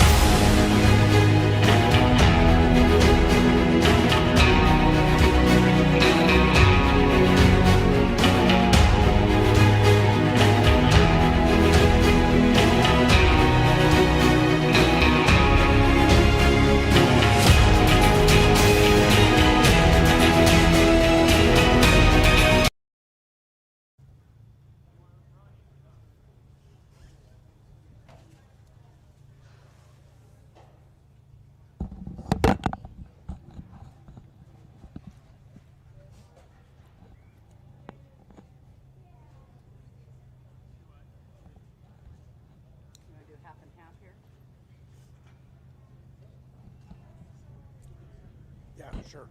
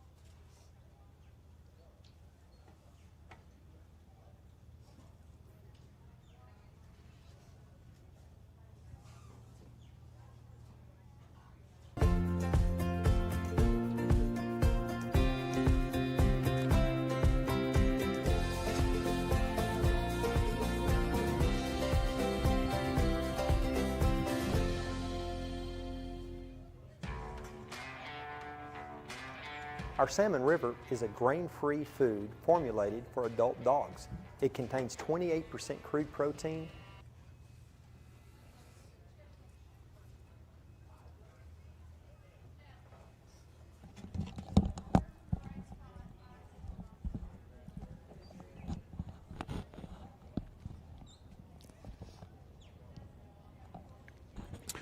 Okay, now we're back.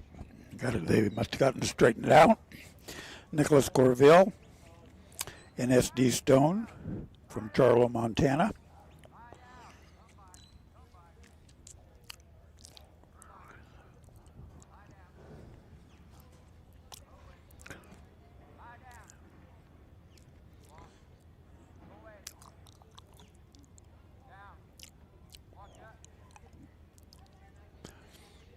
You know, you'll notice the dogs, you know, the border collies especially, lots of different configurations, long hair, short hair,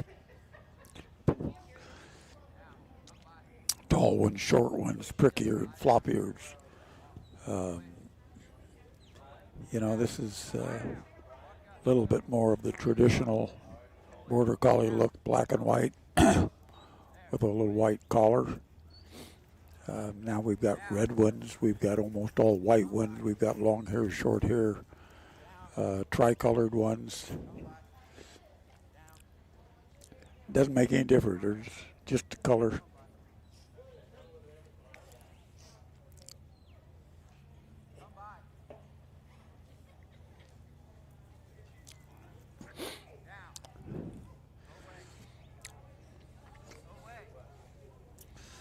Oh, let's see what Nicholas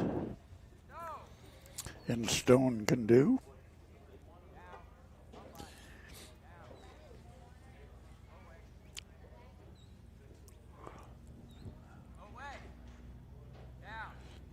I'm still working on obstacle number 2.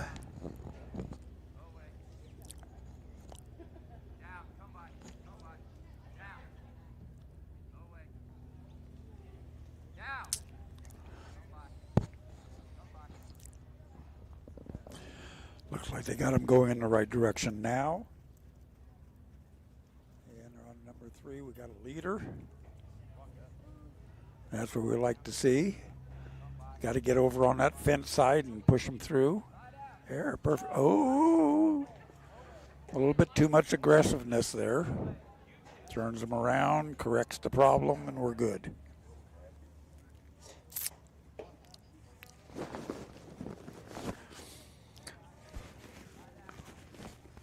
Like I said, when you're on the ranch and, you know, moving cattle from pasture to pasture or coming in off the mountain or whatever it might be, that little move you wouldn't even have gotten upset about. You would have never said a thing. It wouldn't have made a difference. Here, that might have knocked 5 seconds off that run. Doesn't sound big, but you want it? Yeah. Yeah. Yeah. So they're around obstacle number 4. Cattle kind of getting away from Stone now. Gets them stopped.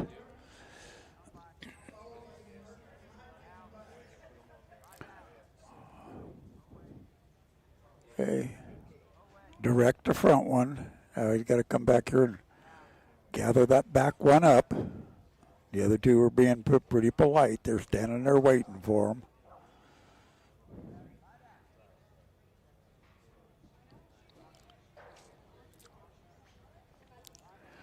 Okay, they're in the pen.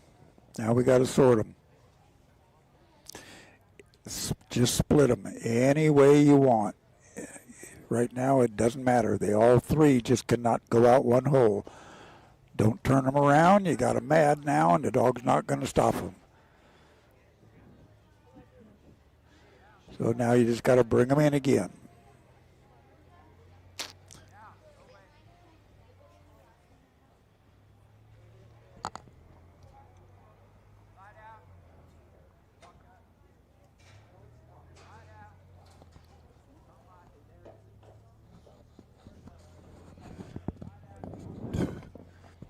cattle feel confined when they get in there, especially when you start putting pressure on them. They're looking for a way out. The buzzer's just about to go off, and got about another 10 seconds. I doubt that we have enough time to get him back in and short, but he did get his pen points, and he does not lose those. There goes the buzzer. So Nicholas and Stone get a score of 225 in a time of 5 minutes.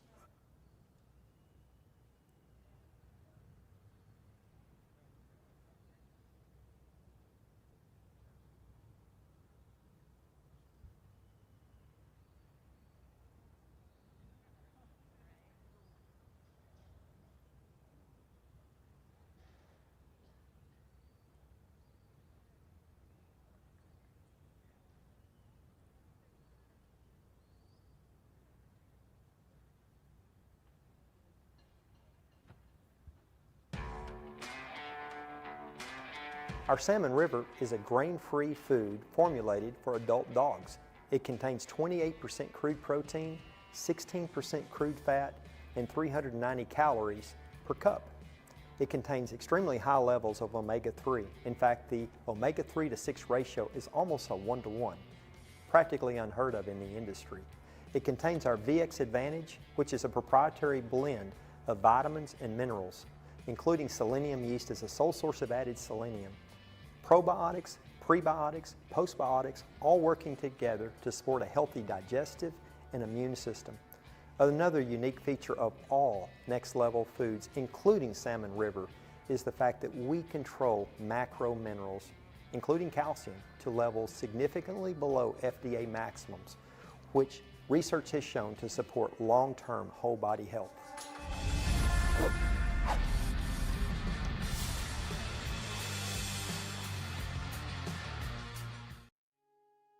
High Energy is one of 6 products in a family of foods we produce that is naturally formulated utilizing multiple protein sources, including beef, pork, chicken, and fish. Each of these foods contain what we call the VX Advantage, which is a proprietary blend of prebiotics, probiotics, postbiotics, as well as vitamins and organic trace minerals. We're one of very few companies that incorporates selenium yeast as the sole source of added selenium. These ingredients work together to promote healthy digestion and a strong immune system. Controlled minerals, including guaranteed maximums on calcium, is a cornerstone of all Next Level products. Our lab is second to none as we test all incoming meats, as well as every lot of finished kibble for all minerals, including heavy metals. I don't think there is another company in the United States that takes food quality to this level. High Energy is a nutrient-dense food that contains a very popular nutrient profile of 24% protein, 20% fat, 4.5% fiber that provides 420 calories per cup, fueling the needs of highly active dogs. The omega-3 to 6 ratio of just under 1 to 5 supports a beautiful, healthy skin and coat. There are several competitive 24/20 products on the market, but most of them are formulated utilizing lower quality ingredients such as rice bran, which has no place in a quality pet food, especially for performance dogs. These cheap foods simply will not digest, as you will see by the large volumes of poop produced. High Energy is a food of choice for hunters during the working season. I'm Scott, and this is Vega. I'm the co-founder and chairman of Next Level Pet Food. If you have any questions about any of our products, go to our website, online chat, phone call, email. Let us know. We'd love to hear from you. Really do appreciate your consideration and business.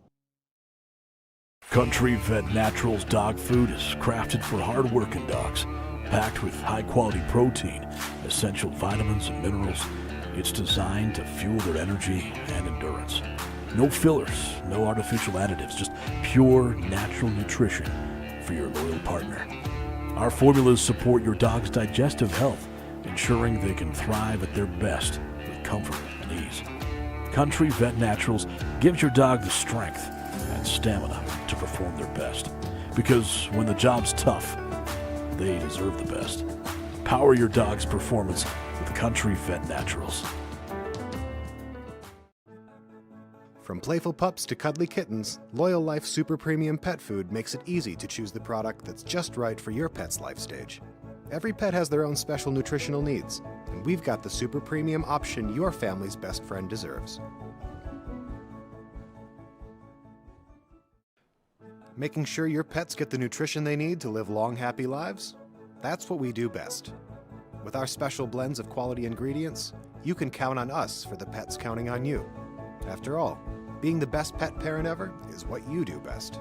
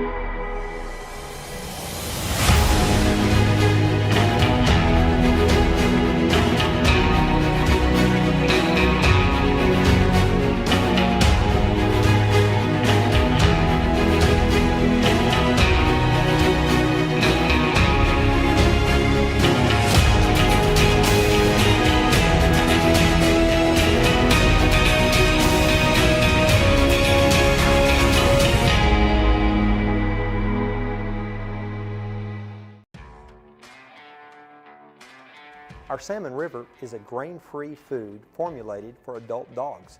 It contains 28% crude protein, 16% crude fat, and 390 calories per cup. It contains extremely high levels of omega-3. In fact, the omega-3 to 6 ratio is almost a 1-to-1, practically unheard of in the industry.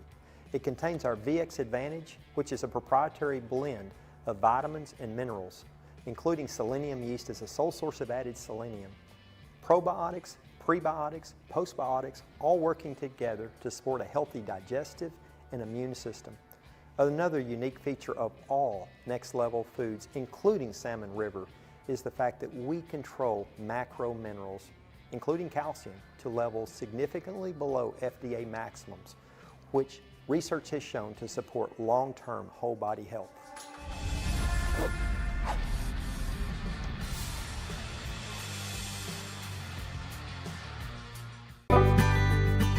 Your dogs deserve the best, so give them the best with our stock of Nutrena Loyal Life pet food. In every bag, there's wholesome nutrition that's free of corn, wheat, and soy, added digestive support with prebiotics and probiotics, and special ingredients to optimize your pup's immune strength, mobility, and overall health. Get the best for your dogs with Nutrena Loyal Life pet food.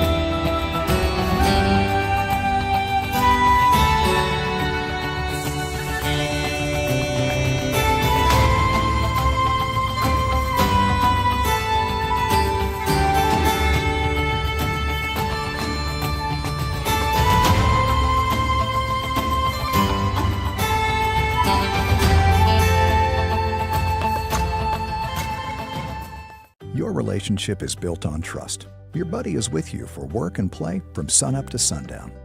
And you can trust Nutrena True to deliver nutrient-packed formulas for active dogs like yours. Each bite is TruMune powered for immunity and mobility support, and with support for digestion plus joint, skin, and coat health, trust that they're always protected from the inside out. Find high-quality, hard-working nutrition near you at NutrenaWorld.com/NutrenaTrue. Nutrena, what's inside counts. High Pro Professional is one of 6 products in a family of foods we produce that is naturally formulated utilizing multiple protein sources, including beef, pork, chicken, and fish. Each of these foods contain what we call the VX Advantage, which is a proprietary blend of prebiotics, probiotics, postbiotics, as well as vitamins and organic trace minerals. We're one of very few companies that incorporates selenium yeast as the sole source of added selenium. These ingredients work together to promote healthy digestion and a strong immune system. Controlled minerals, including guaranteed maximums on calcium, is a cornerstone of all Next Level products. Our lab is second to none as we test all incoming meats, as well as every lot of finished kibble for all minerals, including heavy metals. I don't think there is another company in the United States that takes food quality to this level. High Pro Professional is a nutrient-dense food that contains a very popular nutrient profile of 26% protein, 18% fat, and 4.5% fiber that provides 395 calories per cup, fueling the needs of active dogs and puppies. The omega 3 to 6 ratio of just under 1 to 5 supports a beautiful, healthy skin and coat. High Pro Professional is formulated for all life stages, including large and small breed puppies, lactating females, and adult males. The Professional got its name as it is the food of choice for professional dog breeders and kennels, as it is one food that can be fed to the entire kennel. Many hunters of young, growing, active dogs choose this food during training and hunting season. I'm Scott, and this is Vega. I'm the co-founder and chairman of Next Level Pet Food. If you have any questions about any of our products, go to our website, online chat, phone call, email. Let us know. We'd love to hear from you. Really do appreciate your consideration and business. High Energy is one of 6 products in a family of foods we produce that is naturally formulated utilizing multiple protein sources, including beef, pork, chicken, and fish. Each of these foods contain what we call the VX Advantage, which is a proprietary blend of prebiotics, probiotics, postbiotics, as well as vitamins and organic trace minerals. We're one of very few companies that incorporate selenium yeast as the sole source of added selenium. These ingredients work together to promote healthy digestion and a strong immune system. Controlled minerals, including guaranteed maximums on calcium, is a cornerstone of all Next Level products. Our lab is second to none as we test all incoming meats, as well as every lot of finished kibble for all minerals, including heavy metals. I don't think there is another company in the United States that takes food quality to this level. High Energy is a nutrient-dense food that contains a very popular nutrient profile of 24% protein, 20% fat, 4.5% fiber that provides 420 calories per cup, fueling the needs of highly active dogs. The omega 3 to 6 ratio of just under 1 to 5 supports a beautiful, healthy skin and coat. There's several competitive 24